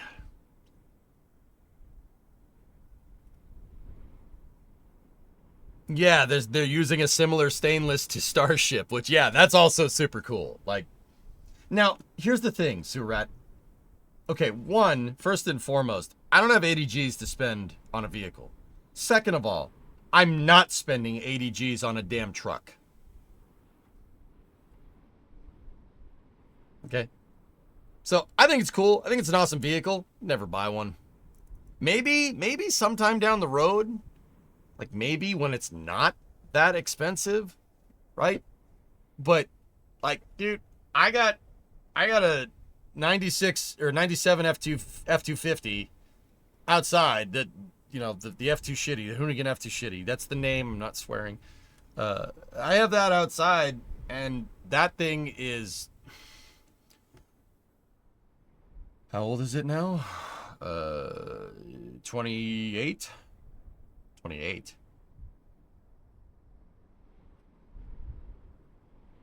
I don't like that. It's 28 years old. It gets like maybe 15 miles, 10 to 15 miles per gallon on a good day, but you can beat the snot out of it, and I got it for $500. $500. I got it for nothing. Nothing. It's simple. It's easy to fix. It'll never break. Like, if it does, you can fix it. Like, why would I spend 80 G's on a truck when I could spend $800 on a truck? You know, like, one of those numbers is a lot higher than the other one, you know? Yeah, and it's still waiting on a new ECU. You know, like, I like old trucks. I think old trucks are fantastic. Like, but with that being said, you know, with that all being said, I used to be like, I hate new cars are too complicated.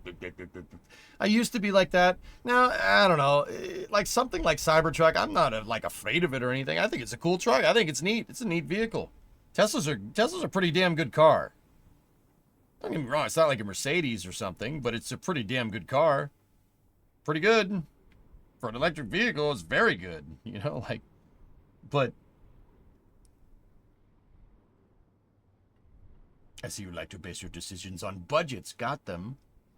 I can like new electric vehicles. I think Cybertruck's cool. I don't hate on Tesla at all. Like, there's a lot of people that like old vintage cars that hate on Teslas. Like, all right, whatever.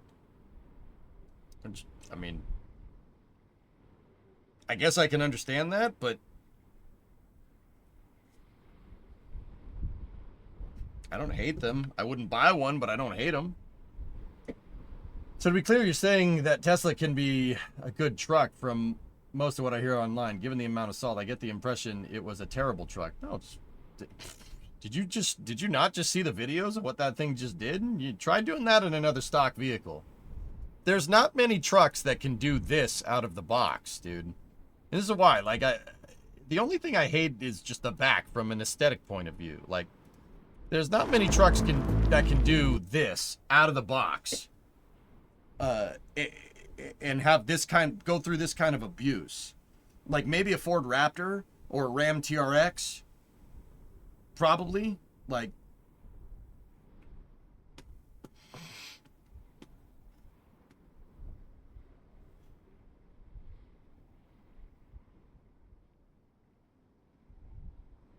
Like, dude, I wouldn't do that. I wouldn't do that. I wouldn't do that with a car. That's not a good idea.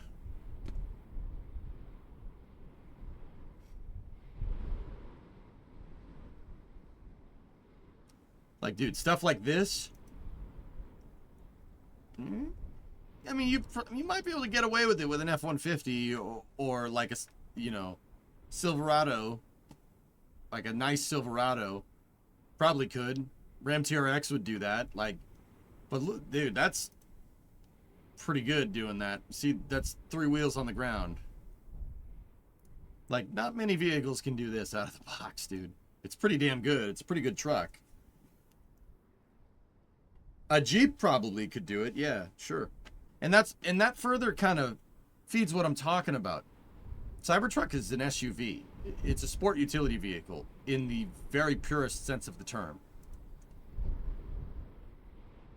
Like, it's a sport utility vehicle in the same way like a RAV4 or a Jeep or a Bronco or a Blazer. An old Blazer, an old Bronco would be a sport utility vehicle. It's the same thing. That's what it is. It's really what it is. I don't know. I wouldn't call it a truck.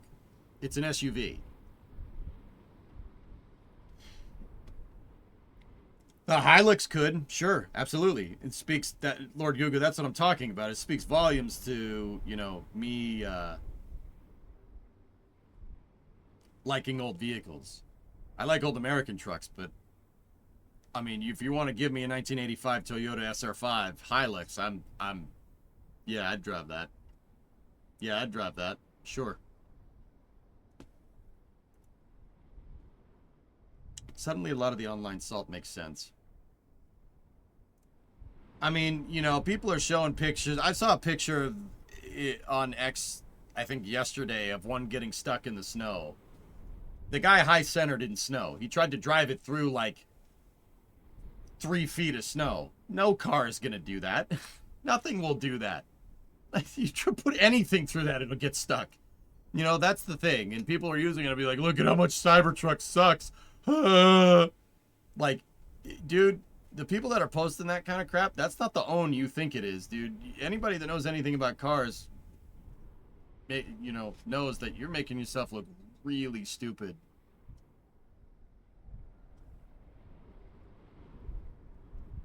Did you see the new electric G-Wagon? Ugh. Electric G-Wagon. Electric G-Wagon. That's almost as ridiculous as General Motors coming out with an electric Humvee. Now it all makes sense.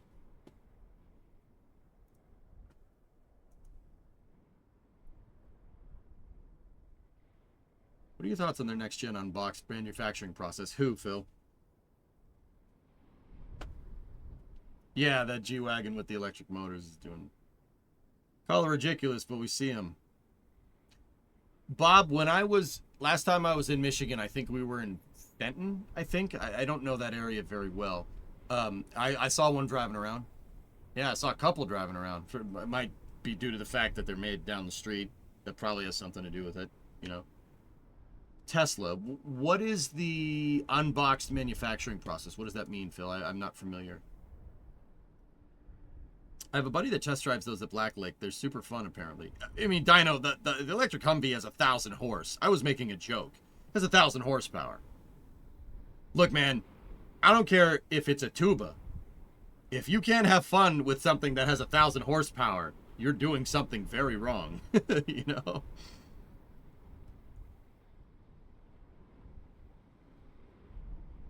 Well, I haven't heard about that, but that's pretty interesting.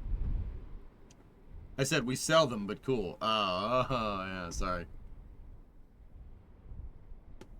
Yeah, no, I've seen them around, dude. I saw one driving around here the other day. I was like, what the hell's that doing here?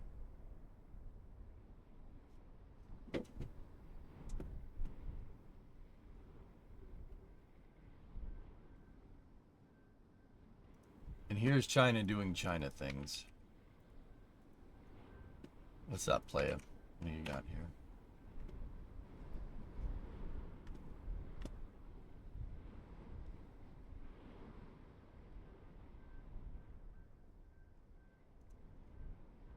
You'd never buy one? I'd buy an H1, Bob. I'm not, I have no shame about that. I'd drive around an H1. Sure. It's a freaking H1. It's a cool car, a cool truck. Like, that thing is super, that thing's awesome. Like,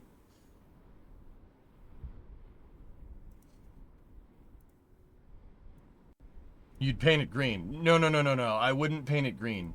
Okay, I wouldn't paint it green. It would come painted green because I'd buy military surplus. Or desert tan, whatever. It's fine. Did I tell you before we watch this video, Bear? Did I tell you guys I tried to sell Das on buying mil surplus Humvees for NSF? He was like, hell no. I'm like, why not? Why not? It'd be the best NSF truck ever. He's like, it's got no air conditioning, man. I'm like, so it's open cab, it's fine. He's like, dude, I'm from Texas. Frick you. We're not buying a truck with no air conditioning. I'm like, all right, that's fair. I'm only borrowing your Humvee. Yeah, yep. All right, what's this? Oh my God.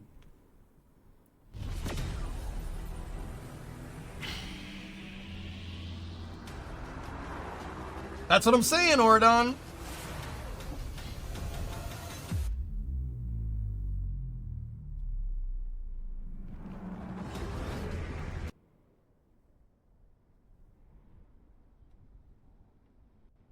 Why the frick would you need this feature?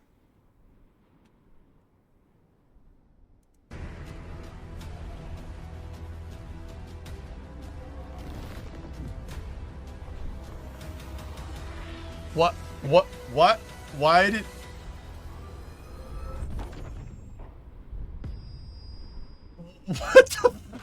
What are you doing? What? Discovery, go at throttle up. Luke! 67-month resub. What? What the... What? What? I mean... In case of caltrops. What is it, a James Bond car? What are you doing?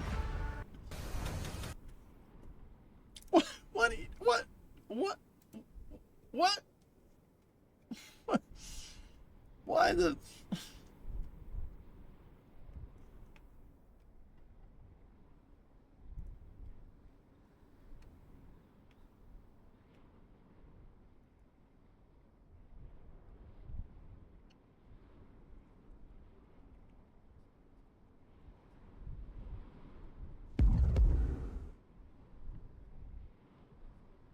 Okay, that was in fact a Temu Ferrari. Yeah, it was something. I don't know why you'd want that in a road vehicle, but anyway. All right, well.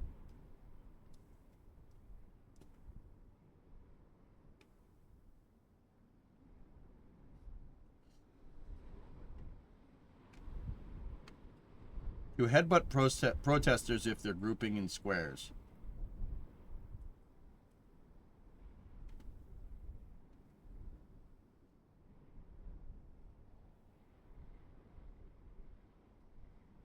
Yeah, Jets come, yeah.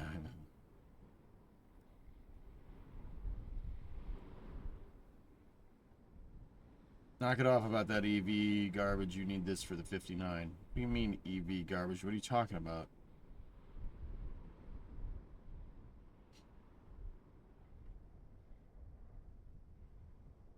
Ford V10? Sorry, Hellfish. YouTube really wants to show me a LinkedIn ad. What is this?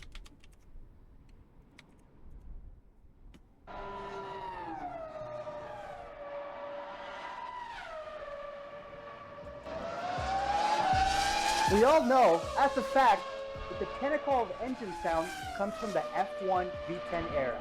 So why couldn't you go to your local junkyard, pick up a... Hard disagree. V12s. V12 sounded better.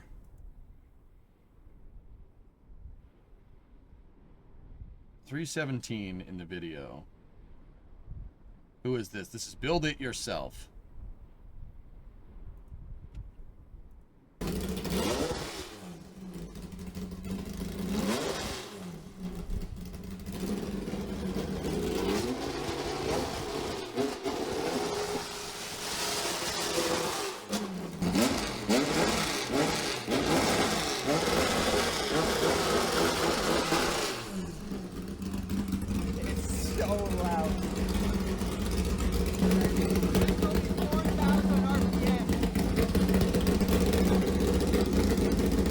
you don't have to take our word for it. My parents flew out just to hear this thing, and they helped us get it ready for the actual first start. Obviously, they saw the video last year. Can we just...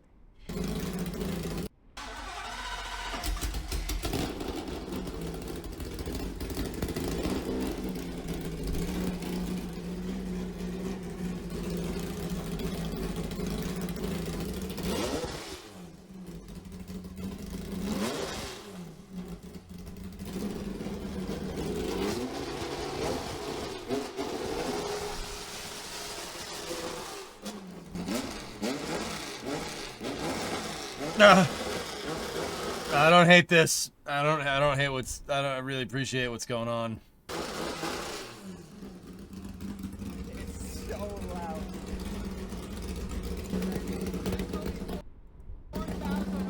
loud. Bring it in person. Cut to the scene.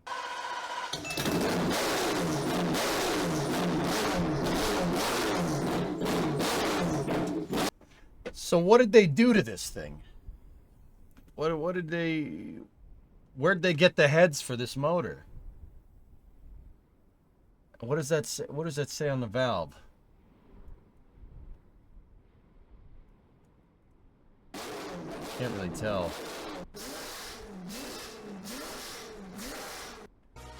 These heads look familiar to you.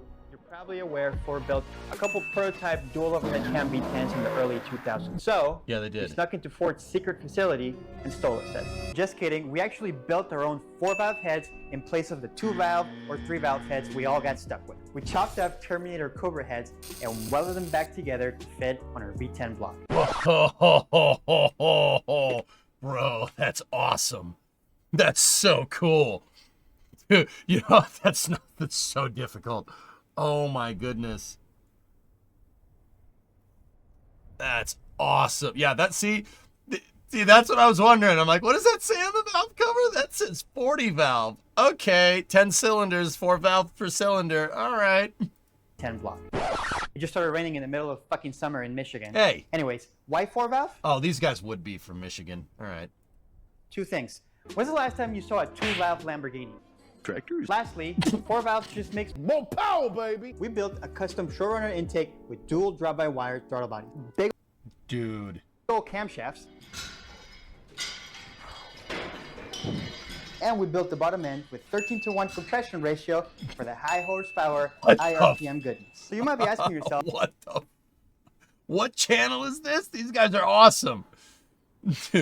Build it yourself. All right, instant sub. Instant sub. That's fantastic, dude. Bro, 13 to 1 compression. No wonder it sounds like an F1 car. That's awesome. You should watch the videos. They're making a rear-wheel drive Lincoln Continental in the new one. What? What?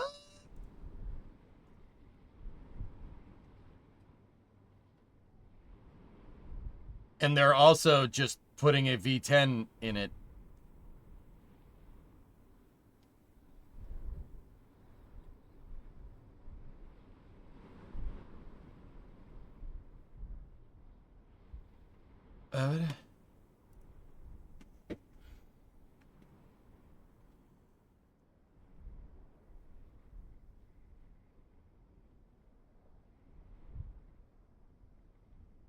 Oh, yeah. Sean, there you go. Because F1 sounds and things. Yeah, there you go. Random question. What do you think is the most yacht-like car the U.S. has ever built?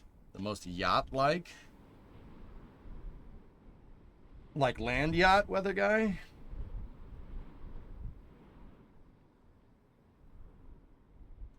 Oh, snap. I don't know. Sounds like something I'd do.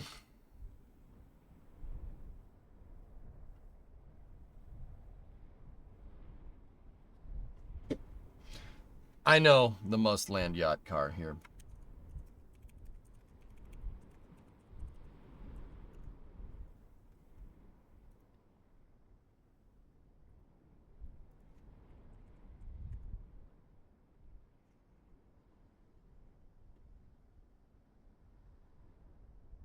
The most land yachty car that I know, that I can think of off the top of my head, is probably a Mark II Continental.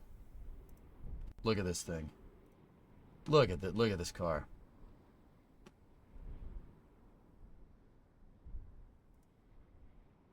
The 58 Lincoln is unapologetically huge. Thank you, Bill. That's exactly what that's the car that popped in my head. Dude, the hood is the hood is huge. It's like 20 feet long. It's not, but look at that thing. 78 Lincoln, Hotel Buick with a 5.0 Judd V10. Hotel Buick. Yeah, that's a good one, Sean. The what is it? A 73 Riviera. Look at this thing. I don't know if you guys have seen this. This is one of the coolest freaking cars around, dude. Here, take a look. This is some land yachty goodness.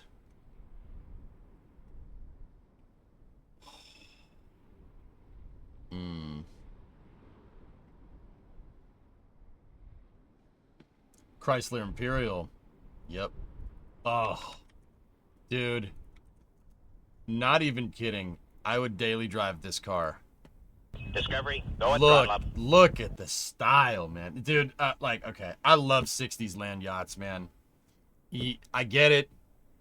Miles per gallon, I get it. It's not efficient. I understand. Bro, look at the presence that car has.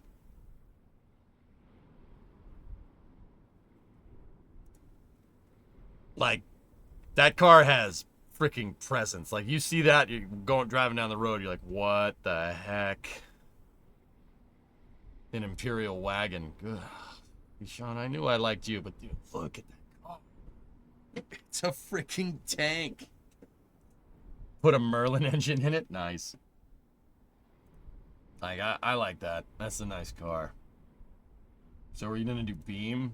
It makes me want to work on my damn cars. They made those Buicks into lowriders back in the day. There you go. 3-speed auto. Bro, it's from 1972. What do you want?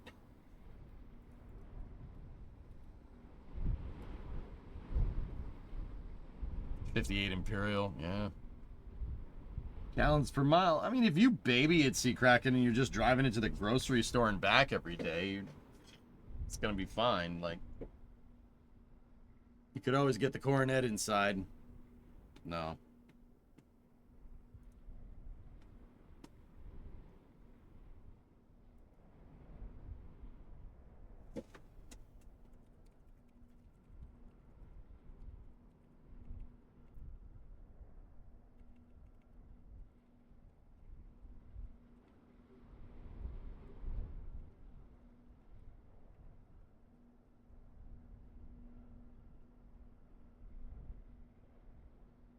The unbox process.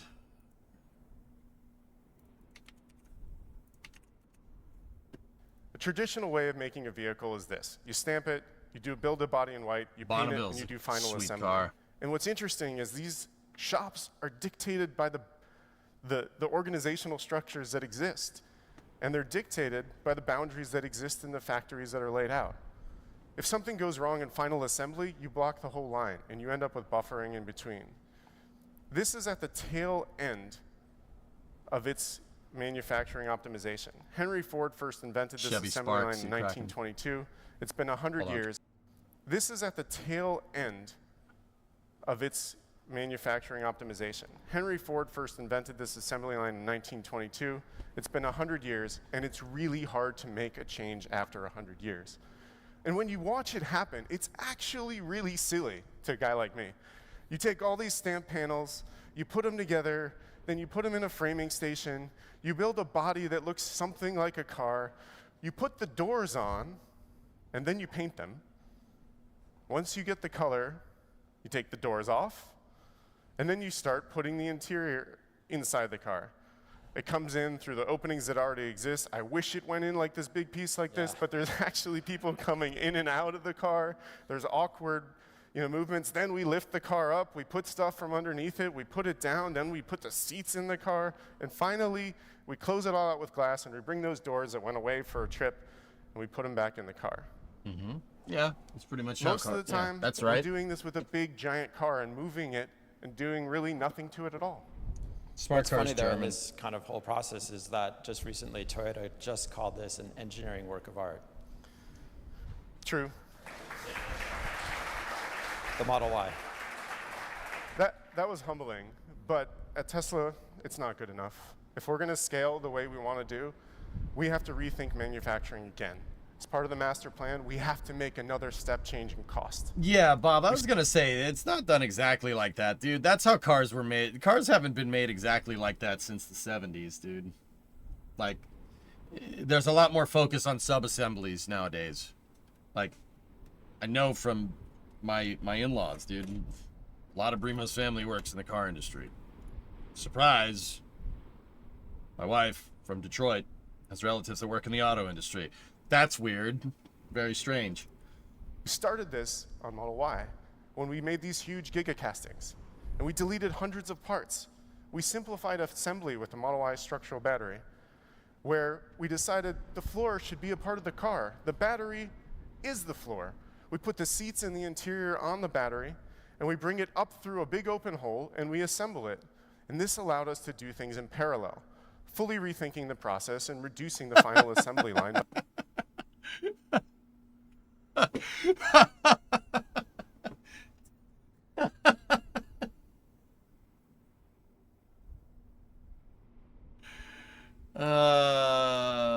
Tesla thinks they invented body on chassis manufacturing. That's weird. That's weird. You know, like every pickup truck is made this way, right? Like every pickup truck is minus putting like the seats on the on the body or on the chassis, but like every pickup truck is made this way. And we bring it up through a big open hole and we assemble it. And this, like, they put the seats and the floor mats on the battery tray because it's one piece, right? But dude, every pickup truck is made like that. Doesn't matter if it's American, Japanese, whatever. Investors don't know any better. Yep. This allowed us to do things in parallel, fully rethinking the process and reducing the final assembly line by about 10%. And we thought maybe we could do this other places. Yeah, I mean, in a way, the constraints become part of the solution. Yeah, it's called body chassis marriage. Pickup trucks have been dude, he was talking about, Henry Ford invented this process in 1922. Pickup trucks, the Model T was made like that from 1913 onwards. Like, nope. When you think about what Try I'm trying again. to say, I really want to hammer this home. I was wondering how Columbus this got 5 made. meters long, and you have people working around it like we did in Model 3. And we change that to this process where we take different parts of the car. Nice. And we can do more at the same time, like we did with the Model Y structural battery pack. What you see here is us doing that on the front part of the vehicle, or the rear part of the vehicle. I do keep saying that Elon took, dude, I'm telling you, Elon is copying Henry Ford's playbook, but swap out an internal combustion engine car with an EV. I'm telling you, just like, in terms of Tesla manufacturing. Jeez. Cool. That means we can get more people working on the car. I think we watched this event live at the time. Did I say the same thing, Mason? Because I seem to recall this at the same being time. A thing. That means we have better operator density, less time doing nothing. I call that space-time efficiency. It has nothing to do with quantum mechanics. We can have that conversation later. Take it out back. We get 44% more operator density, which means more work, less time walking back to the station, 30%. No, spoiled. Yeah, no, he's right. This works. Yeah, I'm not saying that their space-time efficiency improvement isn't improved by this. I'm just saying it's really not anything new. You were half asleep? Improvement in space-time efficiency. And because we're not building it in and out of the car with those slow movements of those robots I showed you from production hell, when we go to automate it, it's going to be a lot easier. In the end, that will probably look something like this, where we balance parallel and series manufacturing in a way where we only do things that are necessary, with a much shorter final line, blocking a lot less of the entire rest of the factory. Should watch Sandy Monroe. You could learn how Tesla is far more advanced in its manufacturing method. See that? You see that? That parallel processing?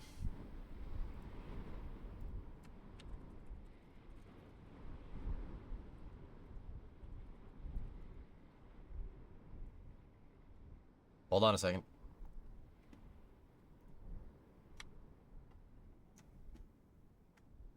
So, take a look. This is Henry Ford's Willow Run plant. Built this during World War II to manufacture B-24s. What does that look like to you? It's the same thing, dude. It's the same thing. I'm telling you.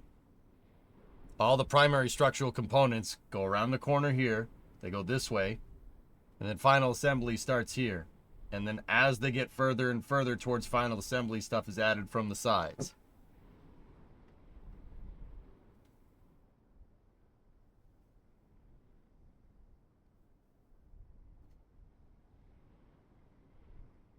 The gigacasting is now okay. With all that being said, the gigacasting is definitely Tesla's own thing, and that is super cool. I'm not trying to be a jerk. I'm just trying to tell you this has been thought of before.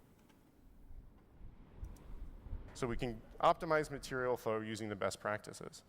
And what that means, it's going to look something like this, where we build all the sides of the cars independently. We only paint what we need to, and then we assemble the parts of the car once and only once. We put them where they need to go. The interior is attached from a bottom-up or a top-down strategy, so there's more access for those robots and people. We aren't moving heavy objects around and doing nothing to it. And it means we're doing more work on the car more of the time. And then when we take all of these tested sub-assemblies and we put them together, we finally assemble the car only one time, putting the sides on with all of their parts to a front and rear that was already assembled, carrying the floor in with the seats, and finally boxing it out with the doors one time, just like Cybertruck. So in the end, you get the same car, but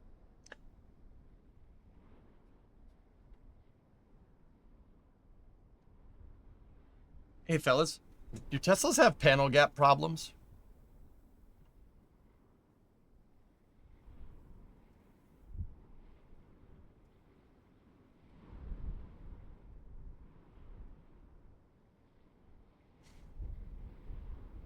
Not anymore, Sean?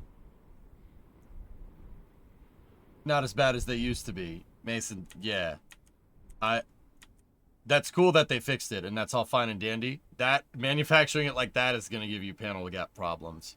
So that's probably, don't get me wrong, I'm not saying, oh, there's a panel gap, it sucks. Anytime you're doing something different, right, you're going to have to figure out new and innovative ways to do things. I understand that. I'm saying that that's probably the reason why they had panel gap problems, because they didn't assemble the body of the car together first. aren't moving heavy objects around and doing nothing to it. And it means we're doing more work on the car more of the time. And then when we take all of these tested sub-assemblies and we put them together, we finally assemble the car only one time, putting the sides on with all of their parts to a front and rear that was already assembled, carrying the floor in with the seats, and finally boxing it out with the doors one time. Just like... See, that, like I said, that's my guess as to why a lot of Teslas had panel gap problems, because they're assembling them differently. There's a reason why, like with a unibody car, why you assemble the whole body of the car first for painting and panel gap fitment, and then you take it off, and then you put it together, and then you separate it, and you put it back together again. The reason why they do that is because of panel gap fitment in quality control. That's why that happens, to make sure that it's a QA check to make sure the stampings came out right.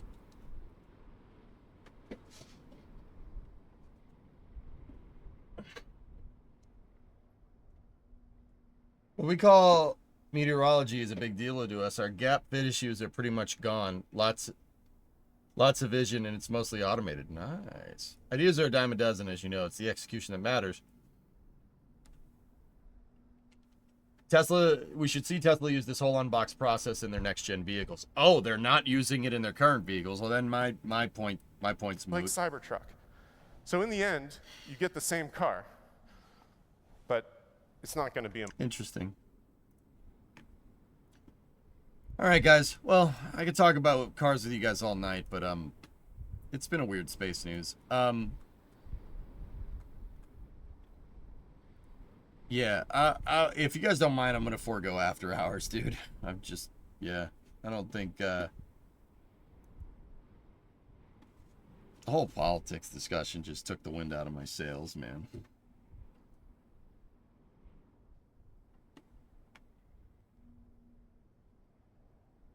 No sewage talk.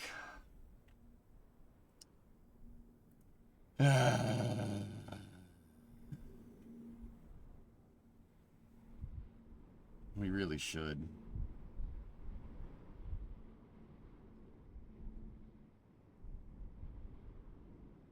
You Lean Six Sigma just-in-time manufacturing. Yeah.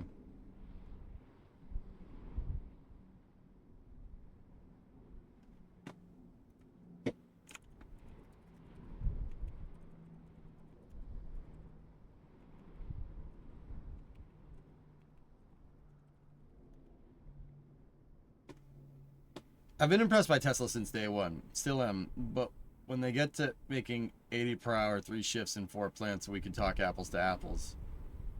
And I think they're pretty much approaching that pretty quick, dude. I don't get it. What's sewage talk? Oh, it's where it's our code word for talking about you behind your back, sewer rat.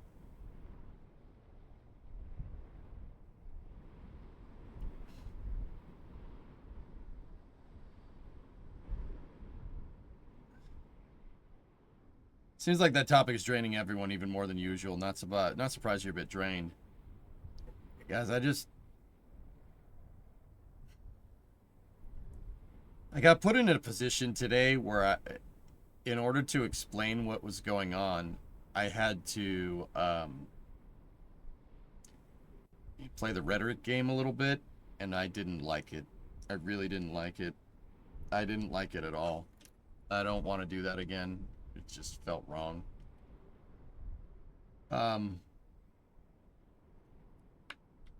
If you guys don't mind, and, you know, let me know. And this isn't a permanent change. If you guys don't mind, I think, if I'm understanding this right, I think now would probably be a decent time to adapt the schedule a little bit, to just have days where we just bury ourselves in a game and just not think about real life. You know what I mean?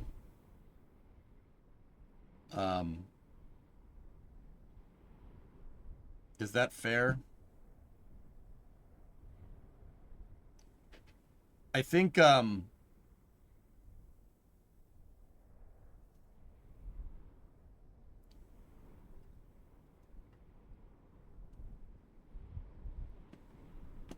okay, Baron. Cool. That's what games are for. I think that's what we need. I think that's what I need. I'm getting tired of it, dude. Like, I don't want to sit here and,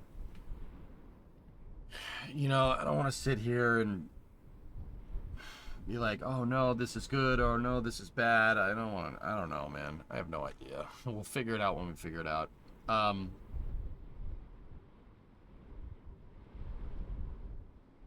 I'd be good if we only saved Space News for Flame Trench for a bit, unless something crazy happened. Yeah, okay, you know, when Rook gets in there and stuff starts happening again, we can go to doing it we could go to doing Space News, like, you know, we'll go back to doing it almost every day, like 4 times a week. But now, right now, I'm thinking, like, I don't know, dude. I don't know, maybe just skip a day a week or something. Yeah, weather guy, the problem is that our haven is getting invaded by Rule 8 and nonsense.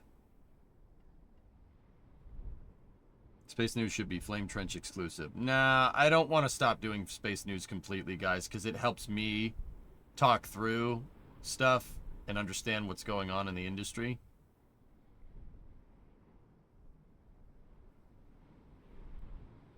I'm thinking like Monday, Wednesday, Friday. So we do a Space News on Monday, do a Space News on Wednesday, and then do Flame Trench on Friday. And I think that's good enough. For now. But, like, once again, this is not a permanent change. Just when the news cycle gets a little bit more optimistic. Space News is my prep for Flame Trench. That's right. Yeah, it helps me prepare to have a really good Flame Trench. Yeah. It's been pretty poopy. Yep.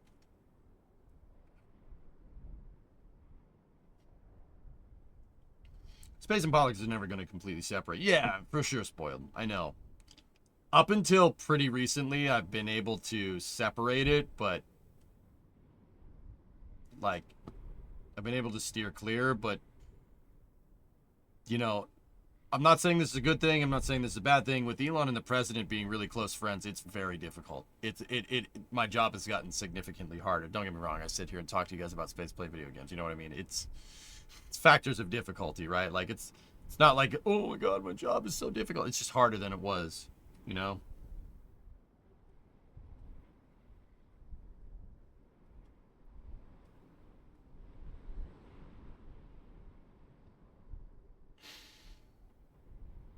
Yeah, I think, like I said, this is just temporary. We'll go back to doing space and rocket reviews 4 times a week when, like, I'm probably thinking, like, after Rook gets confirmed or something.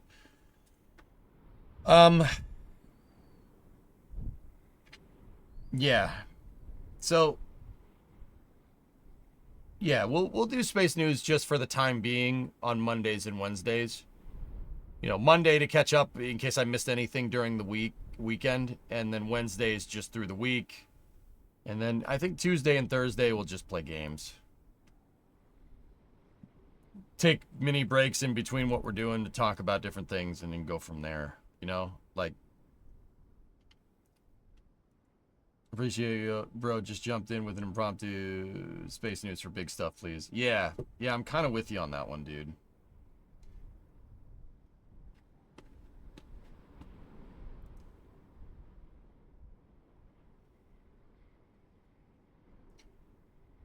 Hide your kids, hide your wife. What's that, Mason?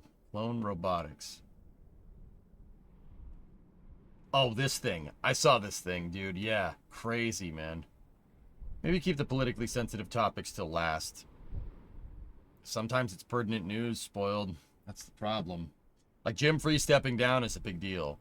But if, you know, thinking about it the way I'm thinking about it, I think he was going to retire anyway. And I don't think he likes the president either. So, he was working at NASA. Like, look, all right, you know, I might be connecting dots that aren't there. He worked at NASA during Constellation. He started working on SLS, stopped working at NASA in 2016, and then started working at NASA in 2020 again, and now stopped working at NASA in 2024.